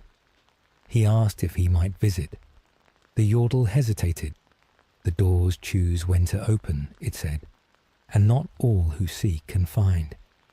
It offered him a sprig of an herb that grew only near such doorways. Carry this, it said. It will not open doors, but it will remind you to look for them. They spoke for a while, exchanging tales. Ezreal told of deserts and rising sun disks. The yordle laughed in delight, eyes sparkling, and asked if the sun disk could be turned into a hat. He laughed with it, shaking his head. When it was time for him to leave, he thanked the yordle, tucking the herb into his satchel. He stepped back through the archway and found himself once more in the familiar forest of Runeterra. The air here seemed heavier, the colours more muted. He looked back, but the shimmer had vanished. The intertwined trees now looked like an ordinary arch, and the path behind them led only to shadows. He touched the herb in his satchel. It had a faint, sweet scent. He smiled, feeling a sense of wonder at the thought that there were worlds beyond his own, woven through the fabric of reality like threads in a tapestry. As he continued his journey, he kept an eye out for other signs of hidden doors. He found none, but the memory of the Yordle Glen lingered. It reminded him that exploration was not just about ancient ruins and lost cities. It was also about the unseen corners of the world and the beings who lived there. It taught him that sometimes patience and respect were needed more than bravado. He thought of the Yordle-esque caution about those who sought without permission. He pledged to remember that there were paths meant only for those invited. Weeks later, when he reached a bustling town and stopped at an inn, he shared a story of his encounter with a woman who had spent her life near the forest and had never seen a Yordle. Her eyes widened, and she asked if he had eaten anything in their realm. He smiled and showed her the herb. She gasped softly, recognizing the scent. "My grandmother told stories of that," she whispered. She said she once followed a rabbit into a hollow and found herself in a place full of music and light. When she returned, she brought back a berry that tasted of childhood. The woman's voice trembled slightly. Ezreal realized then that stories could connect generations, weaving together past and present. He went to his room that evening and wrote about the glen. He drew the arch of intertwined trees and the glowing mushrooms. He wrote down the Yordle-esque advice. He understood that he might never find the doorway again. Yet the experience had already enriched his understanding of the world. It had shown him that there were realms still beyond maps, places where logic bent and laughter echoed like bells. He closed his journal with a sense of gratitude. The world was greater than he had imagined, and he had been allowed a glimpse into one of its hidden pockets. The sprig stayed with him through many journeys after. Whenever he felt weary or disheartened, he would take it out and breathe in its sweet scent. It reminded him that discovery could be whimsical as well as profound, that not all wonders were dangerous or guarded by traps. Some were simply waiting, tucked away, to share a bit of joy. He hoped that one day he might stumble upon another doorway. Until then, he walked with a keener eye and a lighter heart, ready for the unexpected. The gauntlet hummed on his arm, the herb scent drifted from his satchel, and the road stretched out before him, filled with possibilities both seen and unseen. Chapter 11. Threads of Time. As years passed and adventures accumulated like stones in a riverbed, Ezreal's understanding of the world deepened. He had seen cities rise and fall, had held relics that hummed with ancient power, and had walked through forests where the veil between worlds thinned. Yet there remained realms he had only glimpsed in dreams, realms not of place, but of time. One evening, while poring over a set of diagrams recovered from a hidden laboratory beneath Piltover, he noticed a pattern that echoed the geometry of his gauntlet, but bent around itself in loops. The design suggested a way not only to shift from point to point in space, but also to slip along the edge of time itself. The concept both fascinated and unsettled him. He had always moved forward as all mortals do. Could he, should he, step to the side of that flow? Not long after, a collector approached him with a commission unlike any he had received before. The man was quiet, his manner polite yet urgent. He spoke of a suit designed for a pulsefire project, an experiment in temporal travel. A piece of this suit had gone missing into an unstable timeline, and the collector feared it would disrupt the fabric of time. He believed that only someone with Ezreal S's experience and his Gauntlet S resonance could retrieve it. The idea of venturing into another time was daunting, but it also resonated with the deep hum of the Gauntlet. Ezreal felt the pull of curiosity and responsibility. He agreed, not for profit, but to prevent harm. He studied the suit's schematic. It resembled armor, but light and flexible, with a core that could fold time around the wearer. The collector provided him with an incomplete version and instructions on how to activate it. He spent days meditating, aligning his breath with the hum of the Gauntlet and the suit S core. When the moment came, he donned the suit and triggered the temporal drive. The world shifted. Light stretched into bands of color, and sound elongated into low hums. For a moment, he felt as if he was standing in many places at once. Then he found himself in a city that both was and was not. Towering spires shimmered with neon hues. Streets were crowded with versions of people that flickered in and out, as if their moments overlapped. He sensed he was in a future that might be, but was not yet fixed. The air crackled with the energy of countless machines. He looked down at his arm. The Gauntlet S hum had changed pitch, vibrating in sympathy with unseen forces. He took a step, and time seemed to resist, like walking through water.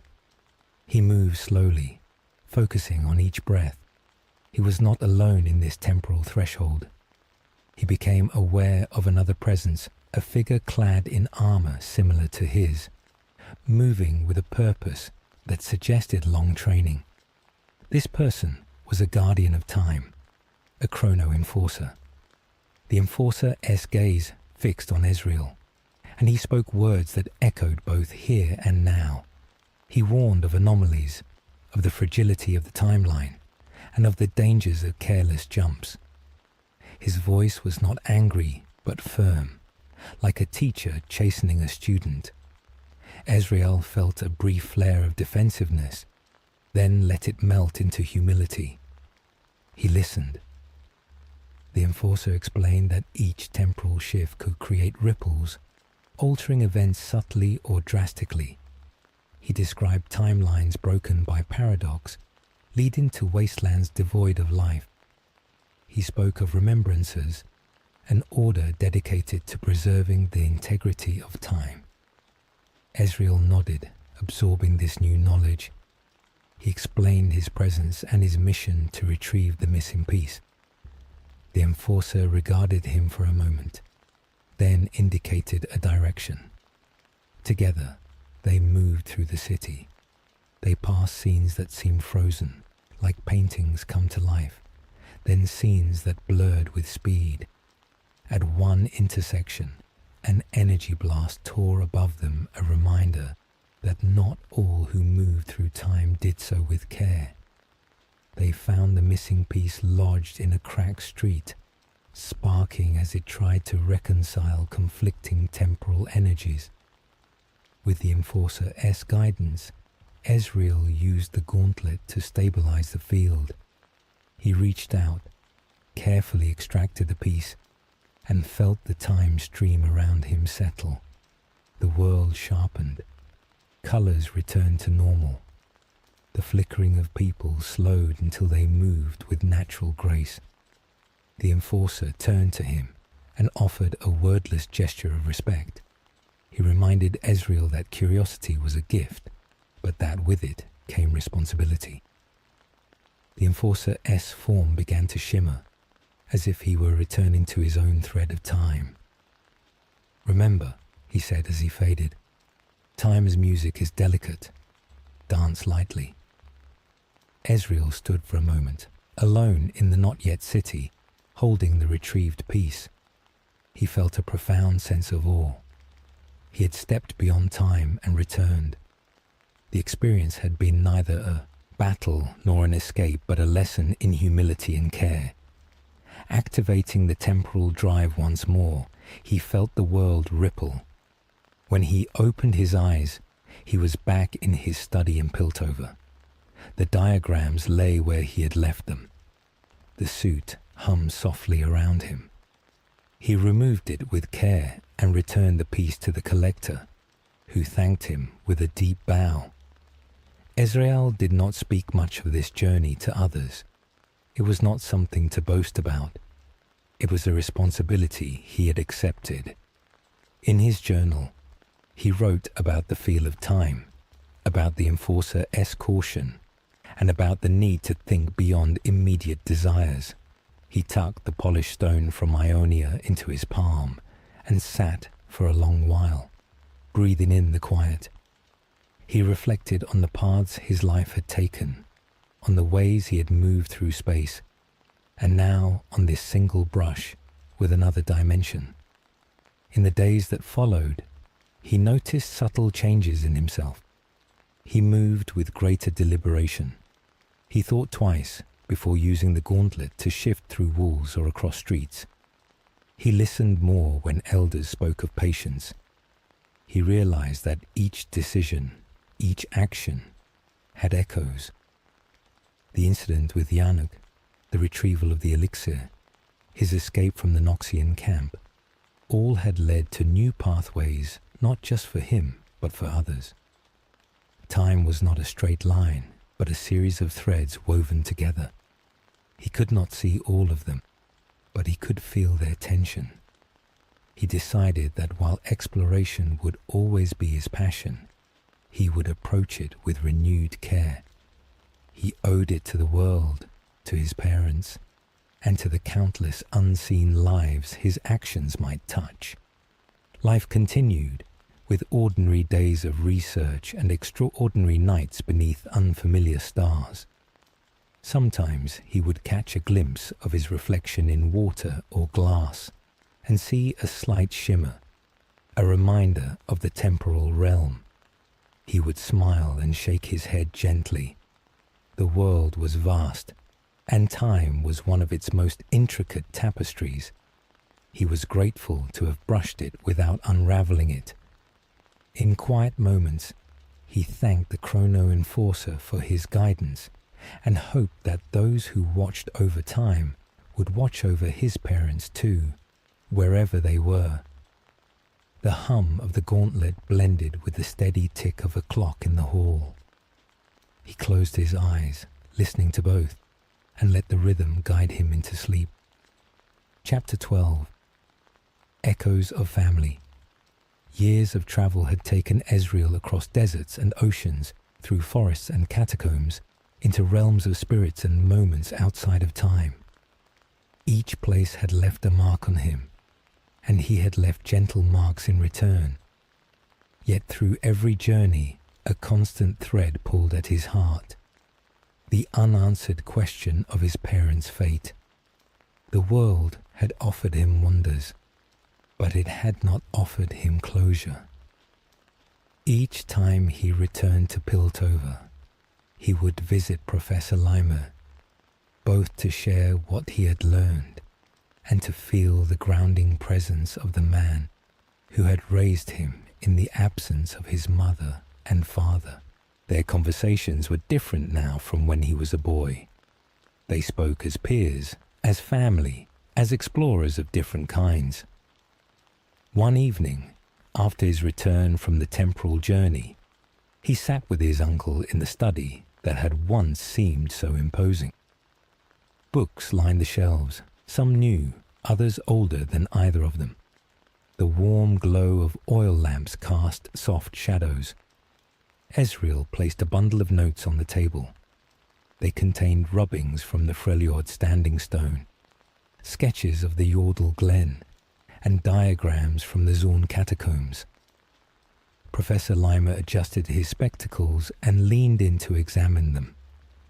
He traced the lines with a finger, his eyes lighting up with intellectual delight. "You have walked paths I only dreamed of," he said softly. There was pride in his voice and gratitude.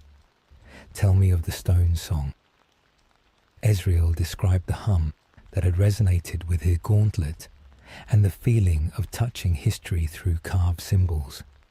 He spoke of the glen and the laughter that carried secrets. He described the library beneath Zan and his decision to trust select archivists with its location. After sharing tales, Ezreal broached the subject he often held in his heart. "Uncle," he said gently, "do you think I will ever find them?" The professor set down the paper and looked at his nephew with a long, steady gaze. Lines of age showed around his eyes. "I hope with all my heart that you will," he replied. "But hope and certainty are different. You have searched with courage and care. You have followed clues and instincts. Whether you find them or not, you have honored them. You have become the kind of person they wanted you to be: curious, compassionate, mindful." He reached across the table and squeezed Ezreal's hand. "Sometimes seeking is a way to remember, and remembering is a form of love." The words settled like a soft blanket. Ezreal nodded, feeling tears prick at the corners of his eyes. He had always believed that finding his parents would complete his story. Yet he began to see that the act of seeking itself had shaped him, that the journey had given meaning regardless of the destination. His parents had taught him through their absence to look beyond the obvious, to value knowledge, to face danger with ingenuity rather than brute force. In pursuing them, he had found a world full of other connections friends met on the road. Elders who taught him to breathe, creatures who offered him herbs, enforcers who guided him through time. That night, as he lay in his old room in his Uncle S' house, he pulled out the letter he had left years ago, the one he had written before sneaking onto the supply ship bound for Nashrameh. He had written it in haste, promising to return with news. Now he added a postscript. He told his younger self that the journey had not ended, but that it had taken forms he could not have imagined. He wrote about stillness, about laughter, about balance. He wrote about trust. He placed the letter back where he had found it, a small circle of time inside his own life. In the morning, he visited the archives of Piltover, a place his parents had frequented. He walked among shelves of scrolls and maps, tracing their paths with his mind. He spoke with an elderly archivist who remembered his mother as gentle voice and his father as excited explanations. She smiled and offered him a cup of tea, the same blend she had once shared with them. "They always spoke of you," she said. "Your mother loved to describe how you would drag a chair to look out the window at the stars. Your father kept a small drawing you made of a dragon, thinking it prophetic." Ezreal laughed quietly at the idea of his childhood scribbles being prophetic. He thanked the archivist for her memories and carried them with him as treasures. Over the following months, he continued to search for clues. He revisited letters his parents had written to one another, reading between the lines for hints. He scoured shipping logs for mention of their last expedition. He spoke with traders who had crossed Shurima at the time of their disappearance. Each thread either ended or wove into another story. He began to understand that some stories do not resolve neatly. They instead branch into many smaller tales that continue in different lives. He realized that his parents' disappearance had led him to become a guardian of knowledge, a seeker of lost wisdom, and a storyteller. He carried their legacy in his curiosity and his care. The gauntlet was a physical link to his heritage. His choices were an emotional link. One day, while looking through a trunk of his mother's notes, he found a pressed flower between pages. It was brittle, but still retained a hint of color. A note beside it read, "From the oasis at the edge of the great sigh breath of life in a sea of sand." He recognized the handwriting. He remembered the oasis from his own journey across the desert. He smiled, realizing that he and his parents had stood in the same place, though separated by time. He imagined them filling their flasks, laughing at their own tiredness, perhaps speaking of him. He placed the flower in his journal, adding another layer of connection. In the evening, he returned to the window he had sat by as a child, the one where he had watched stars and imagined deserts. The city beyond had grown, its lights more numerous, its bridges spanning new canals. He rested his arms on the sill and looked up. The constellations were familiar. He traced them with his finger. He whispered a gentle thank you to his parents for the love they had given, for the example they had set, for the questions they had left him with. He whispered a thank you to his uncle, to Master Sori, to Tamsin, to the Yordle, to the Chrono Enforcer, and to every person and place that had been part of his journey. He felt a sense of peace. The search would continue, but it was no longer tinged with desperation. It was woven with acceptance and with joy. He let out a long breath and closed his eyes, allowing the hum of the gauntlet and the distant sounds of Piltover to lull him into a restful sleep. Chapter 13. Frost and Flame. The call of the Freljord had never fully faded. Its dark beauty and its layers of myth appealed to Ezreal's curiosity. After spending time with his uncle and revisiting the archives, he felt drawn north once more. There were legends of an ancient relic frozen beneath a glacier, an artifact said to resonate with the elements of ice and fire. Some spoke of it as a lost shard of a bygone age, a remnant of a time before the Freljord had split into its current factions. Others dismissed it as a tale told to children around winter fires. For Ezreal, whether the relic existed mattered less than the journey itself. The Freljord offered a different kind of challenge, one not of traps and puzzles, but of endurance and respect for nature as a raw power. He travelled with a small band of traders who were transporting fur, tools and stories from one settlement to another. The sun was a pale disk in a grey sky, barely warming the skin. Snow crunched underfoot. Breath plumed like steam. The world here was a palette of whites and blues, broken only by the dark silhouettes of evergreens and distant mountains. At night, they huddled around small fires, listening to the wind howl. The traders spoke of three sisters whose descendants now led the Freljord tribes.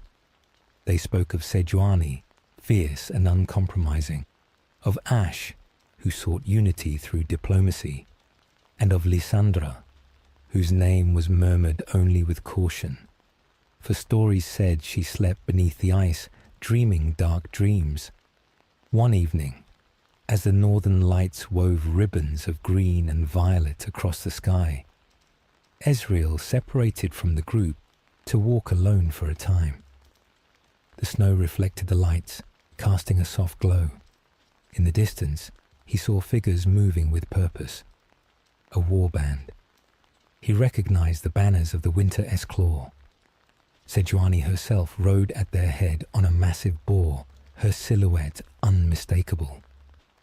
He watched from behind a snowdrift, not wishing to draw attention. There was a harsh grace to their movement. The warriors were focused, their breath visible as they traversed the frozen terrain. He wondered at the stories behind their eyes. Did they fight because they sought survival? Because they sought power? Because of tradition? He did not know. He chose not to approach, respecting that their path and his were different in that moment. Instead, he wished them warmth in his mind, a silent blessing carried by the wind.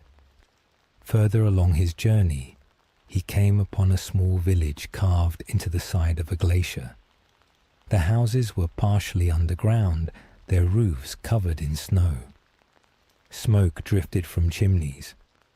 He was greeted by an elder woman whose hair was as white as the ice around them.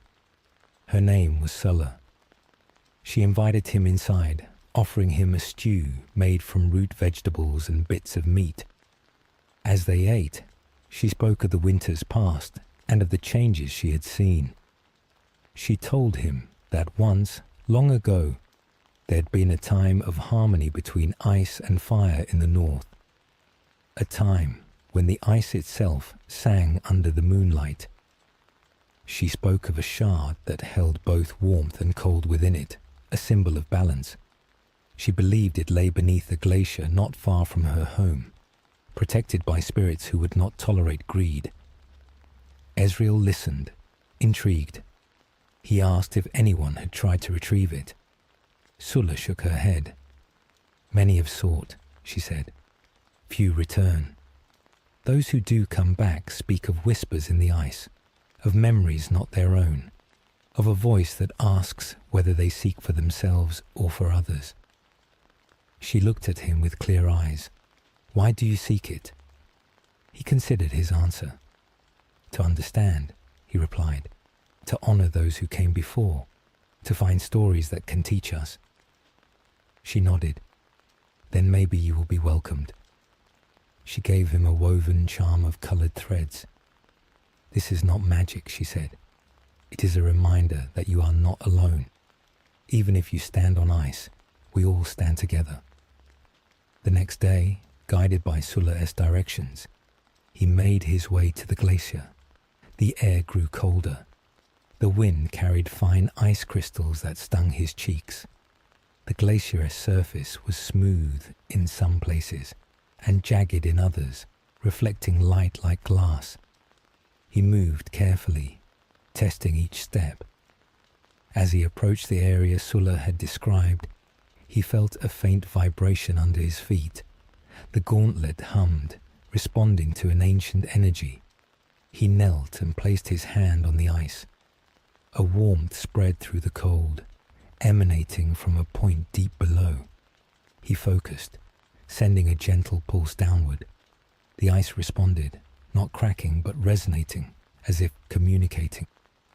He remembered the lesson from Ionia about asking rather than forcing. He whispered a request. I seek only to see. I will not harm you. A fissure appeared, not sudden but gradual, forming a narrow opening that descended into blue light. He lowered himself carefully, using the gauntlet's energy to create footholds without melting the ice. The air inside was still, and sound seemed muted. At the bottom, he found a chamber. In the center rested a shard the size of his forearm. Its surface alternated between frost and flame, though neither burned nor froze him. It pulsed softly, like a heart. He reached out, not to take but to feel. As his fingers brushed it, images entered his mind. Scenes of ancient Freljordians gathered around fires beneath the aurora. Stories exchanged, songs sung. He felt the warmth of camaraderie and the bite of cold wind. He understood that the shard represented balance between opposing elements. He did not remove it. He knew that to do so would be to disrupt the harmony it maintained. Instead, he sat near it and listened to the whispers Sulla had mentioned. They were not words but feelings urging respect. He took out his journal and sketched the shard, noting its alternating textures. He described the hum it gave off and the images it showed. He tied the woven charm Sulla had given him to a protrusion of ice near the shard, a token of thanks and a promise that the knowledge would be shared with care. Then he made his way back to the surface, climbing slowly and ensuring the fissure closed gently behind him.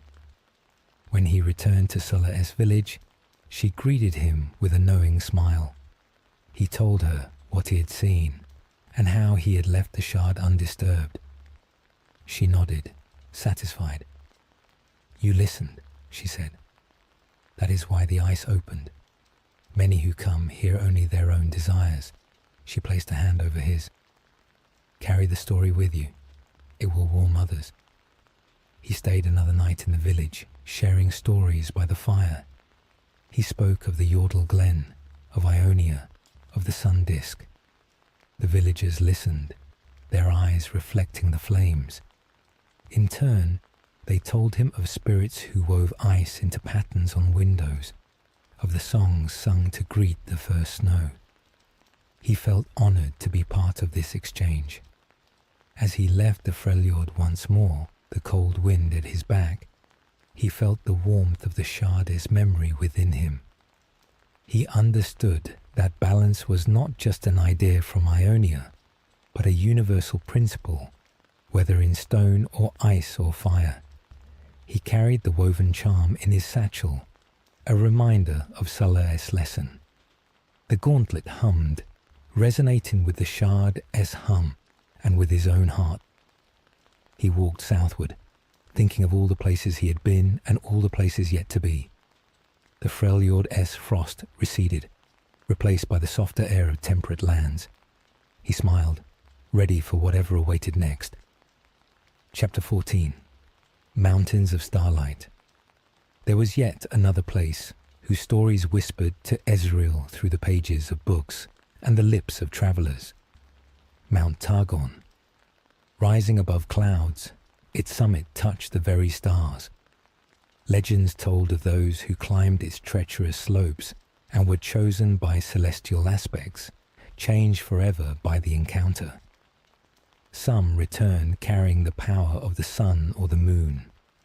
Many never returned at all, claimed either by the mountain's unforgiving heights or by the transformations that awaited at its peak. For Ezreal, the call of Targon was not about seeking ascension. It was about seeing for himself the mountain that had drawn heroes and dreamers across ages. He wished to feel the air that had been touched by celestial light, to learn what lessons might lie on its lower slopes, and to respect the forces that ruled its summit. He began his journey in a village at the base of the mountain, where simple houses clustered together in the valley and prayers to the stars were woven into daily life. The villagers were accustomed to travellers seeking the summit. They treated them with kindness but kept their eyes gentle, aware of the perilous path ahead. They taught Ezreal about the signs of altitude sickness, about when to turn back, about the safe places to rest. A woman with silver threads woven into her dark hair, an acolyte of the Lunari, advised him to climb with humility. "The mountain listens," she said. "It knows the intentions of those who step upon its stones." With this in mind, Ezreal began to ascend. The first portion of the path wound through alpine forests where conifers whispered in the breeze. As he climbed higher, the trees thinned, giving way to hardy shrubs and grasses. The air grew thin and crisp. Clouds drifted below him, casting shadows on the valley. He felt small and awed by the scale of the mountain.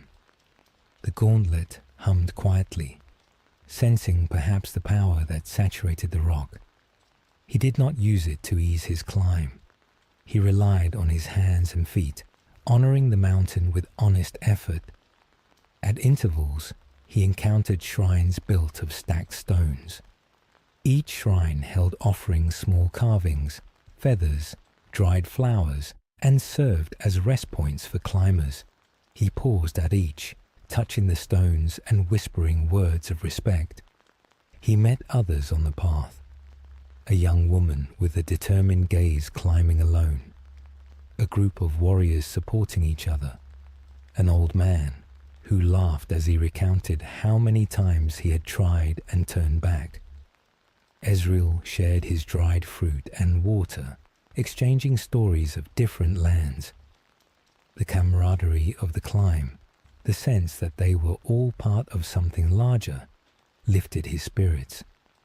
One night, he camped on a ledge that overlooked a sea of clouds. The stars were brilliant, unaffected by the haze of cities.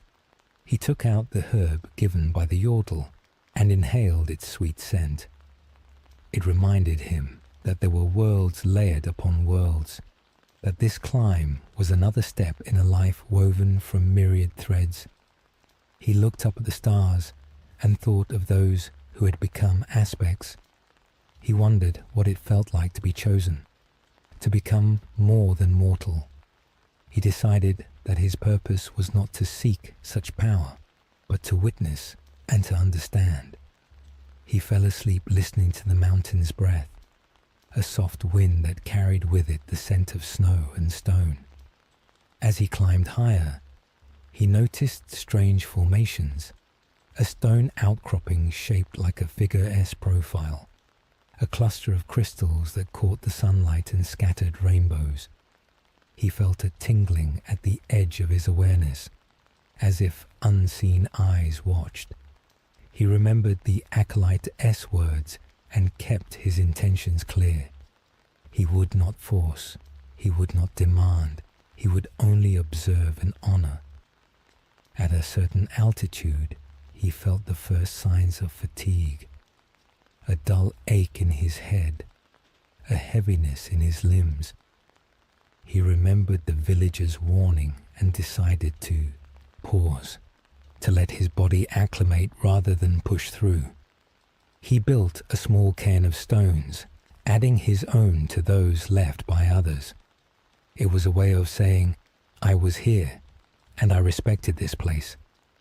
On his second morning near the high slopes, he encountered a figure dressed in dark robes, the hood lined with silver thread. It was the acolyte from the village. She smiled when she saw him, her eyes reflecting starlight even in daylight. You have walked with patience, she said. Not all do. She sat with him and shared tea brewed from herbs that grew only on the mountain. They spoke of the Lunari, of worshipping the moon in a land where the sun-S aspect once held sway. She told him that balance, again, was a theme even here. The sun and the moon were not enemies but partners in the dance of the heavens. She asked him about his journeys. He spoke of Shurima, of the glen, of the standing stone. Her expression softened. Your path is rich, she murmured, and your respect will carry you far. Eventually, the acolyte turned back. She had reached her point for reflection and would not push further. Ezreal considered whether to continue. The path ahead narrowed and steepened. Clouds swirled like waves. He took a step forward, then another. He felt the gauntlet pulse and thought of the Enforcer S caution about time, of Sulla S lesson about ice and fire, of Master Sori S words about stillness. He realized that to press on to the summit would be to risk not only his body, but the delicate balance he sought to maintain. He smiled, not in defeat, but in acceptance. He found a flat stone, sat, and looked up. The summit would remain, and others might climb it. He would not. He had reached his summit, a place where he could see the stars clearly, feel the mountainous presence, and sense the power beyond his understanding without taking it. He whispered a thank you to Targon, then began his descent. On his way down, the world below unfurled like a tapestry. Valleys, rivers, forests stretched out. He felt a sense of connection to all of it. He carried with him the taste of the mountain's air, the feeling of its stone, and the acolyte's tea. He did not return with a relic or an aspect as power. He returned with humility. Back in the village, he told the acolyte that the mountain had been generous. She smiled, placing a hand over her heart, acknowledging his journey. He rested for a day, sharing stories and listening to prayers whispered to both sun and moon. Then he continued on his path, once more walking roads that wound through more familiar terrains. The mountain receded into the distance, its summit hidden by clouds, its lessons clear in his mind. Chapter 15. Return to Piltover. After months on the road, crossing deserts, jungles, icy fjords, and celestial slopes, there came a quiet longing to see the city where his first questions had formed. Piltover. The Prodigal Explorer had left its sheltered streets for the promise of forgotten tombs and distant horizons. Now, with the gauntlet still humming at his wrist and the memory of the mountain still cool in his lungs, he returned to the city of progress and clockwork spires. The air smelled of oil and salt. The ocean winds still blew through the sunlit canyons carved by towering bridges. He walked through the gate without announcement, just another traveller with dust on his boots and light in his eyes. Piltover was as vibrant as ever. The lifts groaned under the weight of cargo. Hextech lamps cast their soft glow on street performers and merchants. Scholars debated over lattes. In the whir and hum of devices, Ezreal felt the heartbeat of his childhood. Born and raised in a wealthy neighborhood of this city, he had once been left in the care of his uncle, the esteemed Professor Lymer.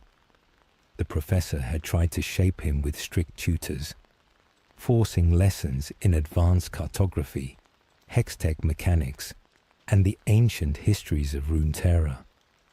Ezreal had learned quickly, not through patient study, but by absorbing information with uncanny ease. What truly drew him, even then, was not the textbooks, but the hidden passages and locked cabinets. He remembered the thrill of sneaking into his teachers' offices to rearrange their belongings for his own amusement. Those youthful pranks had honed his agility as surely as his gauntlet would later refine his magic. He paused outside the campus gates, watching students hurry to lectures with notebooks under their arms. The academy had been his playground and his prison. As he walked along the corridors, memories surfaced like ghosts. Evenings spent on the rooftops mapping constellations, while tutors sought him below. Afternoons hidden in the stacks of the library, reading about ancient tyrants like Nezuk, whose tomb he would one day plunder. He had not returned since leaving to seek his parents. The gardens seemed smaller now, the stone lecture halls less imposing. Yet the smell of old books and chalk dust was the same. He found the door to his Uncle S' office slightly ajar. Professor Lymer looked older, hair grayer, but the intensity in his eyes remained. When he saw Ezreal, a mixture of relief and exasperation crossed his face. "You are back," the professor said, voice roughened by years of lectures. "You always return when you should not." Ezreal smiled, dropping his bag on the floor. "Hello, Uncle," he said softly. "I wanted to see the place where all this began." Limir gestured to the cluttered room. Maps, devices, rolled parchments. You always sought the world beyond these walls, he said. You hated my lessons, yet you learned them in half the time. You passed assessments easily and then used that time to cause mischief. And now you return with a relic on your arm. He nodded toward the gauntlet, his scholarly curiosity peeking through his stern demeanor. Ezreal held out his arm. The crystalline gem pulsed with a soft light, reflecting the collection of artifacts around the room. It helped me escape the tomb where I found it. Without it, I would have been buried alongside the secrets I sought. I did not come to ask forgiveness, Uncle. I came to share what I learned. They spoke for hours. Ezreal described crossing the Great Sigh with merchant caravans, delving into cavernous ruins, and facing unspeakable horrors, imagining himself following his parents' path. He told how he uncovered the tomb of Nezuk and found the gleaming bronze gauntlet with its crystalline matrix.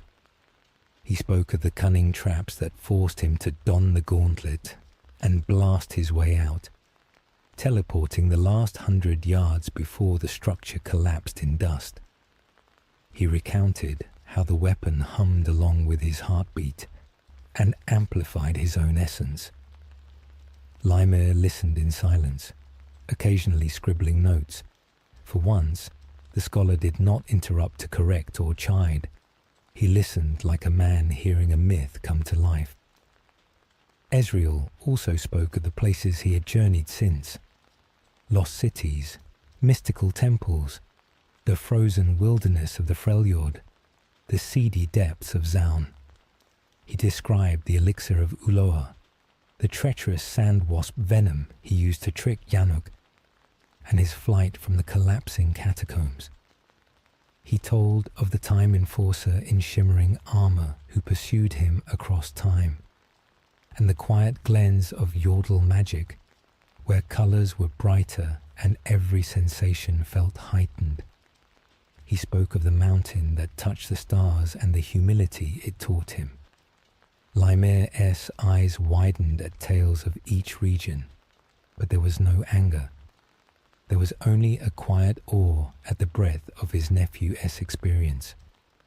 When the sun dipped low and the lamps came on, Limir leaned back. "You truly have become what you claimed you would," he murmured. "Not just a braggart telling tales, a seeker who walked the paths you read about. I am proud, though I will never say this again." His smile, rare and small, warmed the room. Ezreal felt his chest swell with a different kind of fulfillment. Fame and fortune had motivated him. The idea that his parents would hear of his exploits and seek him out had driven him across half the world. Yet hearing his Uncle Us's grudging pride, feeling the weight of his childhood family at peace, brought him a deeper calm. He promised Limir to stay a few days. They visited the older parts of Piltover together, the markets where his mother had purchased field supplies, the docks where he had first dreamed of sailing beyond the horizon. He wandered by the neighborhood where he grew up, watching children run with wooden swords, their imaginations carrying them to far-off mountains. At the Progress Day festival, he marveled at how Hextech had advanced. There were mechanical limbs, floating platforms, even a demonstration of compact arcane engines. He met Heimerdinger, the Yordle professor with fluffy white hair who lectured on Hextech safety. They spoke of the energy of the gauntlet and potential resonance patterns. The Yordle's eyes glittered with curiosity. He ran into Caitlin, the sheriff of Piltover, who nodded at him in recognition but warned him not to stir up trouble. He glimpsed Vi from afar, fists glowing, laughing with a group of enforcers. He felt the city's tapestry of invention and order, and recognized he was both part of it and apart from it. His path would not keep him within these walls for long. Before he left, he visited the small house where he had grown up. Dust motes danced in shafts of sunlight. He touched the carved frames his father had built, the worn chair where his mother once read him stories. He closed his eyes and whispered a promise to keep searching. Then, with morning light spilling across the rooftops, he stepped onto a ship bound for new shores. The gauntlet hummed quietly. The ocean awaited. Chapter 16. Ionian Whisperings. The ship sailed east toward the tranquil archipelago of Ionia. Its islands had always seemed like a myth to Ezreal, a place where magic and nature intertwined so completely that even invading armies had been repelled by the land itself. He had heard of its warrior poets, of the floating gardens, of the Spirit Blossom Festival when the veil between worlds thinned. He went not as a conqueror, but as a visitor. He sought a different kind of treasure, wisdom. When he arrived, the air felt different. The moisture, scented with cherry blossoms and sea salt, clung to his skin. The forests of Ionia were alive in ways the explorer had never felt. Leaves whispered even when no breeze stirred. The ground pulsed with unseen currents. He crossed stone bridges over koi-filled ponds and walked through bamboo groves. Each step invited reflection. The pace of Ionia was slower, deliberate, as if time itself breathed with a gentler rhythm. Villagers bowed in greeting, their eyes curious but unafraid. Monks in simple robes swept temple courtyards, drawing patterns in the sand. In a village at the edge of a flowering forest, he met an elder who introduced himself simply as Elder Saito. His hair was pulled back, and his eyes held the stillness of a deep pool.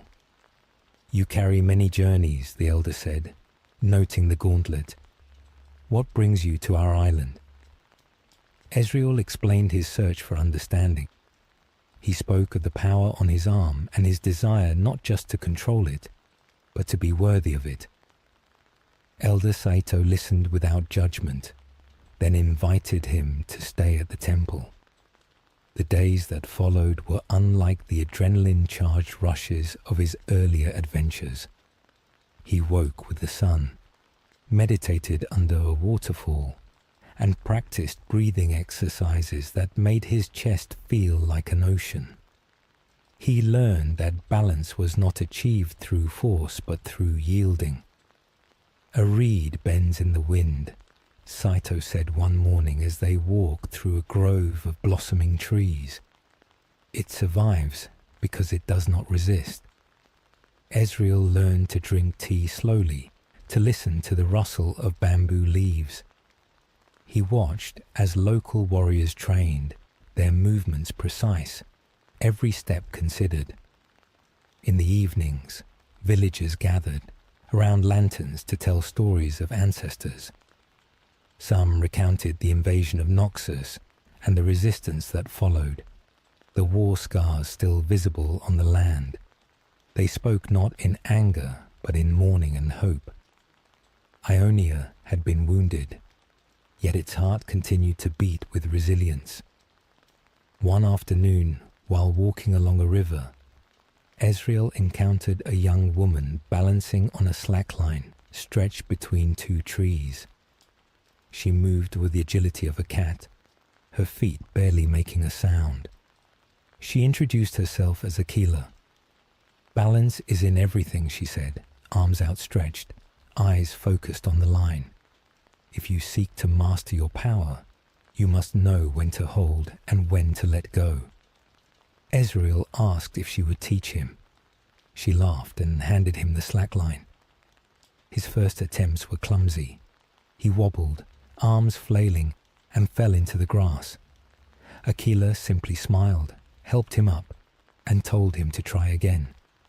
Each time he mounted the line, He learned to adjust his posture, to breathe, to trust his foot placement. He realized the lesson was not about walking a line, but about approaching challenges with patience. Days turned into weeks. The gauntlet, once a source of constant restlessness, became quieter. Ezreal found himself using it less, relying more on his own muscles and senses. He learned to track by listening to bird calls, to identify plants by the texture of their leaves. He discovered that the land itself responded to those who treated it with respect. One evening, he sat with Elder Saito beneath a tree heavy with blossoms. "I came seeking a secret," Ezreal admitted, "a way to master this gauntlet. But perhaps what I needed was to master myself." "Self and tool are not separate," the elder replied. "One reflects the other. When you are hurried, your magic is restless. When you are centered, its light is clear. You already know how to survive traps and foes. Do you know how to survive silence?" Ezreal pondered this long after the elder retired for the night. The silence around him buzzed with the chirp of crickets and the distant splash of fish. He let the sounds wash over him like waves. He realized there was a different kind of adventure here, one within. On the morning he decided to leave, Akala presented him with a small charm carved from bamboo. "To remind you of balance," she said. Elder Saito walked him to the edge of the village. "You came as a seeker of treasure," the elder said. "You leave as one who found stillness." Ezreal bowed deeply. He promised to carry the lesson of bending with him. As he walked away, the petals of cherry blossoms swirled around him, landing on the gauntlet and the charm at his neck. He knew he could not stay in Ionia forever. His path still pulled him forward, but he carried a piece of Ionia's calm inside him. Chapter 17. The Ports of Fortune and Fog. Ezreal's next destination lay far to the south and west, across open sea. In stories whispered among sailors, it was called many things. The City of Fortune, the Port of Broken Dreams, a haven for the desperate and daring. Nestled away in the Blue Flame Isles archipelago, Bilgewater was a port city like no other home to serpent hunters, dock gangs and smugglers from across the known world. Fortunes were made and ambitions shattered in the blink of an eye there. For those fleeing justice, debt or persecution, it could be a place of new beginnings, for no one on its twisted streets cared about your past. That sense of anonymity drew Ezreal, not because he sought to hide, but because he sensed the possibility of hidden artifacts traded in its shadowy markets. The approach to Bilgewater was a study in contrasts. The sea churned with the movements of giant beasts. On the horizon, harpoons pierced the sky like needles, mounted on ships designed to hunt serpents that lurked beneath the waves. As his vessel neared the harbour, the stench of blood and brine mingled with the aroma of exotic spices. Wooden structures clung to cliffs and jutted out over the water. Ropes, nets, and chains created a web of pathways between hulls, docks, and houses. Here there were no rules except those enforced by coin and blade. Ezreal kept his hood up, his eyes alert. He thought of the biography's warning that careless travellers could always be found floating in the harbour, their purses empty and their throats slit. Danger and opportunity went hand in hand. He stepped off the gangplank onto a dock slick with sea spray. Sailors shouted, bargaining over barrels of fish and crates of illicit goods. Shanties drifted on the wind, accompanied by the occasional crack of a pistol.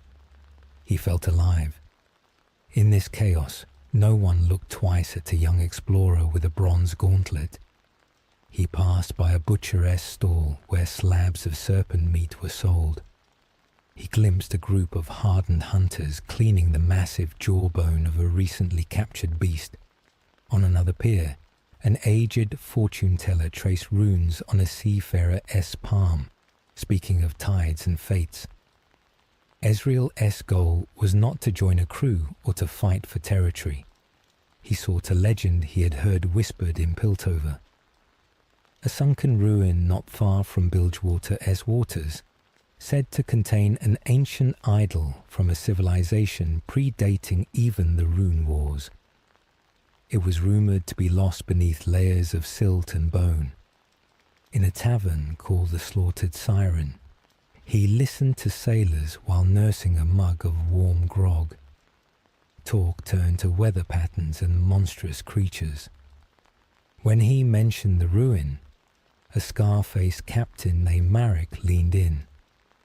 "You want to dive where the bones of the Reaver King rest," he said. "Plenty have gone after that idol. They either come up empty or don't come up at all." "Is the risk worth it?" Ezreal asked, swirling his drink. Marek shrugged. "If you have the coin, almost anything can be purchased here, from outlawed hextech to the favour of local crime lords. But some things are beyond coin. Some things the sea simply won't give back. Still, if you insist on chasing ghosts, you will need a crew that won't panic when the water turns black." He eyed the gauntlet. "And maybe some magic." Ezreal smiled, thanking him.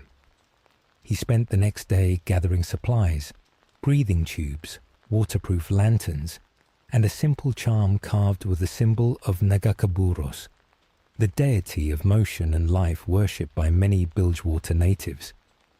He hired a small boat and 2 local divers who were rumoured to have the lungs of fish. Their names were Rian and Vela. They tied their hair back with bits of rope and nodded at him silently. They did not ask his story. The sea would provide all the conversation they needed. They set out at dawn. The water near Bilgewater looked deceptively calm, reflecting the pink glow of sunrise. But as they reached the designated spot, currents swirled with unnatural force. Schools of brightly coloured fish darted in and out of view. Dark shapes moved far below. Ezreal's heartbeat in his throat as he lowered himself into the water. The chill hit him first, then the weight. He held onto the rope as he descended, the light from above growing fainter. Rian and Vela moved with graceful efficiency, guiding him through swirling debris. Sunken beams and shattered hulls formed a labyrinth. As they reached the seabed, shapes emerged. Massive rib bones, likely belonging to a beast, formed arches over the silt. Under one such arch lay a stone doorway partially buried. Ezreal's gauntlet glowed dimly in the murk. He placed his hand on the stone. It hummed in response, resonating with an old enchantment. He concentrated, feeling the gauntlet draw power from his essence. A thin beam of light cut through the water, carving away the silt. The doorway groaned open, releasing a cloud of air bubbles that had been trapped for centuries. Inside was a chamber, walls covered in carvings of waves and swirling creatures. In the center stood a pedestal, and on it rested a statue carved from smooth black stone. It depicted a figure with multiple arms, each holding a different symbol. A fish, a spiral, a serpent. Its eyes were made of shell that glinted in the dim light. Ezreal reached out slowly. He knew that removing ancient artifacts could trigger traps, but here there seemed only silence. He carefully lifted the idol. The weight was surprising, dense and cold. As soon as it left the pedestal, a vibration passed through the water. He looked up. The ceiling above began to crack, silt cascading down. He gestured to his companions. They kicked toward the exit with urgency, The sea responded violently. Water surged through the doorway, pushing them backward. Ryan grabbed Ezreal's arm, guiding him through the skeleton of the beast. Vela swam ahead, clearing debris. Ezreal could feel the idol pulling downward, as if it wanted to return. He clutched it tighter. His lungs burned. The gauntlet thrummed. He considered using its teleportation, but water dampened its range, and he could not leave his companions. They reached the rope just as a section of the ceiling collapsed, sending a plume of sand upward. Grit stung his eyes. He kicked hard, following the rope toward light. When they burst through the surface, gasping, the boat rocked violently. Waves churned as if angry that the idol had been disturbed. Vela hauled herself aboard, eyes wide. Rian helped Ezreal over the side. As the boat pitched, Ezreal cradled the idol, covering it with a cloth. For a moment, he thought he heard a faint whisper, a voice from the depths. Perhaps it was only the wind. Back on dry land, he paid the divers double. They smiled for the first time. At the harbour, he considered what to do with the idol. In Bilgewater, nearly anything could be sold for the right price, but he sensed this artifact belonged in a place of reverence. He found a shrine dedicated to Nagakaburos, where a priestess tended an altar covered with shells and coral. He placed the idol there, bowing his head. "May it guide those who seek motion and life," he whispered. The priestess nodded solemnly, understanding without explanation. As he left Bilgewater, he looked back at the patchwork city. With the recent removal of the last Reaver King, the city was in transition. Captains argued about its future, but the sea would always dictate Bilgewater's fate. Ezreal felt no desire to rule or stake claim. He simply wanted to carry its lessons, that fortune and peril were two sides of the same coin, and that some treasures were not meant to be kept but to be returned. Chapter 18. Hidden Pathways and Yordle Dreams. There was another realm between realms, one that defied maps and eluded most who sought it. Opinions differed as to where exactly the home of the Yordles could be found, though a handful of mortals claimed to have travelled unseen pathways to a land of curious enchantment beyond the material realm. They told of a place of unfettered magic, where the foolhardy could be led astray by myriad wonders and end up lost in a dream. Bandle City, as it was called, was said to heighten every sensation, for non-Yordles' colours were brighter. Food and drink intoxicated the senses for years, and once tasted, would never be forgotten. The sunlight was eternally golden, the water crystal clear, and every harvest brought a fruitful bounty. Perhaps some of these claims were true, or maybe none, for no two tale-tellers ever seemed to agree on what they actually saw. Only one thing was known for certain, and that was the timeless quality of Bandle City and its inhabitants. Ezreal had glimpsed a doorway to this realm once before, when a Yordle in a glen offered him a scented herb that allowed him to see paths hidden between tree roots. That brief encounter had left him wondering. Could he, a human, step fully into that realm? Or would he become lost, like so many before, aging, while the Yordles remained unchanged? His curiosity eventually overcame caution. He sought out portals rumoured to appear at twilight in secluded groves. He wandered through forests, listening for strange giggles carried by the breeze. One evening, near a ring of mushrooms glistening with dew, he felt a tug on his sleeve. A small, furry hand. He looked down into the wide eyes of a Yordle with purple fur and spectacles nearly as large as his face. "You again," the Yordle exclaimed. the human who hears stories and writes his own. It was the same one from the Glen Heimerdinger, except here, within his own realm, the professor looked more at ease. Do you wish to see our home? Come then. But remember, time is a trickster. Ezreal followed the yordle through a shimmering archway formed by intertwined branches. The world blurred, colours intensified. When clarity returned, he stood in a meadow that looked like a painting come to life. Flowers glowed softly, releasing scents that made his head spin. The sunlight was warm, yet did not burn. In the distance, roofs of curious shape poked from behind hills, some shaped like mushrooms, others like teapots. Yordles bustled along winding pathways, carrying baskets overflowing with produce. Laughter filled the air. A melodious song drifted from a nearby grove. Ezreal had stepped into a dreamscape. Heimerdinger led him into the heart of Bandle City. Yordle children chased one another between stalls, selling tarts and pies. A pair of yordles wearing goggles and thick gloves hammered at a contraption that puffed steam. The professor explained that here, inventions were born from curiosity rather than necessity. Many of us travel Runeterra, bringing back odd trinkets and ideas, Heimerdinger said. We share, we build, we experiment. We measure time differently too.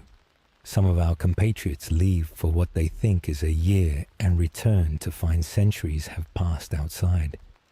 Ezreal looked around, noticing that not all the homes looked new. Some were covered in vines. Others looked freshly carved. Time seemed both present and absent. They visited a bakery where a yordle with pink fur offered Ezreal a small cake. At first bite, flavors cascaded across his tongue, layering sweetness with spices he could not name. He laughed, dizzy with delight. Told you, Heimerdinger said, grinning. Once tasted, never forgotten. Ezreal could imagine dreaming of this cake for years. He sipped a beverage that sparkled like starlight. It left him feeling both energized and sleepy. After exploring the market, Heimerdinger led him to a garden where mushrooms towered above them like trees. Each cap emitted a soft glow. These act as our lamps, the professor explained. They also serve as doorways if you know how to ask. Ezreal touched one gently. It felt cool and alive. He wondered what other secrets this city held. In a workshop carved into a tree trunk, he met a yordle named Tristana, who cleaned a cannon almost as big as she was. She looked up, eyes shining. Don't worry, I keep it for emergencies, she said cheerfully.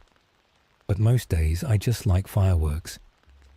Another yordle, Rumble, tinkered with a small mechanical suit, muttering about calibrations.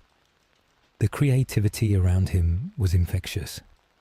As the day progressed, the sun never moved from its golden place in the sky. Ezreal lost track of time. He sat by a stream watching tiny fish swim in patterns that seemed to spell words. He listened to a storyteller recite tales of yordle heroes who had travelled to the far ends of Runeterra and back. One story told of a yordle who got so caught up in adventure that he forgot the way home and aged, returning with a beard down to his feet, while his friends looked the same. Only one thing is known for certain, the storyteller concluded, and that is the timeless quality of our city and us. Mortals who find their way back often appear to have aged tremendously, while many more never return at all. Ezreal felt a pang of concern. How long had he been here? Minutes, hours, days? He realized that while the wonders of Bandle City were intoxicating, he could not linger. He thought of his parents, of his promise to continue searching, of the world outside that waited. He thanked Heimerdinger and the others. "Remember," the professor said, adjusting his spectacles, "paths open when you least expect them. You will always be welcome, but be mindful of time." He handed Ezreal a small device resembling a compass. "This will help you find your way back should you need to." Ezreal walked back through the archway, with a final look over his shoulder. The colors seemed to ripple. He stepped into a forest that was dimmer, realer. The scent of blossoms faded. His stomach still remembered the taste of the cake. He noticed a streak of silver in his hair that had not been there before. Perhaps the stories were true. Time had taken a small toll. He smiled, running his fingers through the silver strand. The memory of Bandle City would linger like a sweet dream. Chapter 19. Sans revisited. Despite all his wanderings, the desert always called him back. The Great Sigh had been the place where he had first tested his courage, following his mother as meticulous field notes across shifting dunes. It was where he had faced unspeakable horrors, guarding hidden chambers, and uncovered the tomb of the tyrant Nezuk. It was also where he held his hope that somewhere among the sun-bleached ruins, his parents might still be alive. After years of traveling, he returned to Shurima not as a novice, but as a seasoned explorer. Yet the desert humbled everyone. He rode with a caravan of traders whose camels carried bolts of cloth and spices. The desert glimmered under relentless sunlight. Nights were cold and clear, the stars sharp against the black sky. During the day, he wrapped a cloth around his head to shield himself from sand-laden winds. He traced the path his parents might have taken, stopping at known sites and newly exposed ruins. Shurima had changed since his last visit. Azir, the resurrected emperor, had restored some of the ancient city's grandeur. Obelisks that had once lain buried now jutted from the dunes. Sandstone statues of falcons and warriors looked down upon him with hollow eyes. In Nasus' library, recently unearthed by scholars who worked with Talia and the Ascended, he perused scrolls for clues. The librarians, jackal-headed Ascended with patient demeanors, allowed him to search as long as he did not remove anything. He read about Nezuk in greater detail. The Tyrant's ability to teleport instantly from one place to another. He noted how this power had shaped his desire to find the gauntlet. He also learned about other ancient artifacts that could manipulate space and time. Perhaps his parents had been looking for more than just one tomb. Perhaps their expedition had branched off into uncharted territory. He sought out Talia, the stoneweaver he had once aided. He found her directing workers who shaped stone with gentle motions of their hands. She embraced him warmly. "You look older," she teased. "Or perhaps it is just the desert wind." They talked as they walked along newly restored streets. Talia spoke of the responsibilities of helping a resurrected empire find its footing. She mentioned that Azir had been traveling, attempting to unify tribes. Ezreal listened, offering no judgment. He had never been much for politics. His mind remained on his parents. Talia sensed this. "You still search," she said softly. "I do not know where they are, Ezreal, but I believe your parents were wise. If they are alive, they will find you." She gave him a small pouch of polished stones. "For when you need to remember that Earth can be shaped," she said. Ezreal visited the ruins of ancient mausoleums, using his gauntlet sparingly. The desert was unpredictable, and he relied on his instincts to avoid sand traps. At one site, he found inscriptions that hinted at an expedition led by two Piltover archaeologists. The dates matched the time his parents had disappeared. The trail led to a narrow canyon, known to locals as the Whispering Chasm. As he walked its length, he heard voices, a phenomenon caused by wind passing through holes in the canyon wall. But among the whispering, he thought he heard familiar tones. It was as if his mother S voice was calling. He pressed his ear to the rock and listened. Tears pricked his eyes. Whether it was a trick of acoustics or something more, he could not say. He sat there for hours, letting the voices wash over him. In the end, he whispered a promise into the stone. "I will keep looking." At dusk, he climbed a dune to watch the sun set behind ruins. He thought of his father's joke that if he had Nezuke's teleportation, he would drop into Piltover for dinner with his son each night. He smiled at the memory. He realized that even if he never found his parents, his journey had become about more than them. It had become about honoring their love of discovery. It had become about understanding the world and his place in it.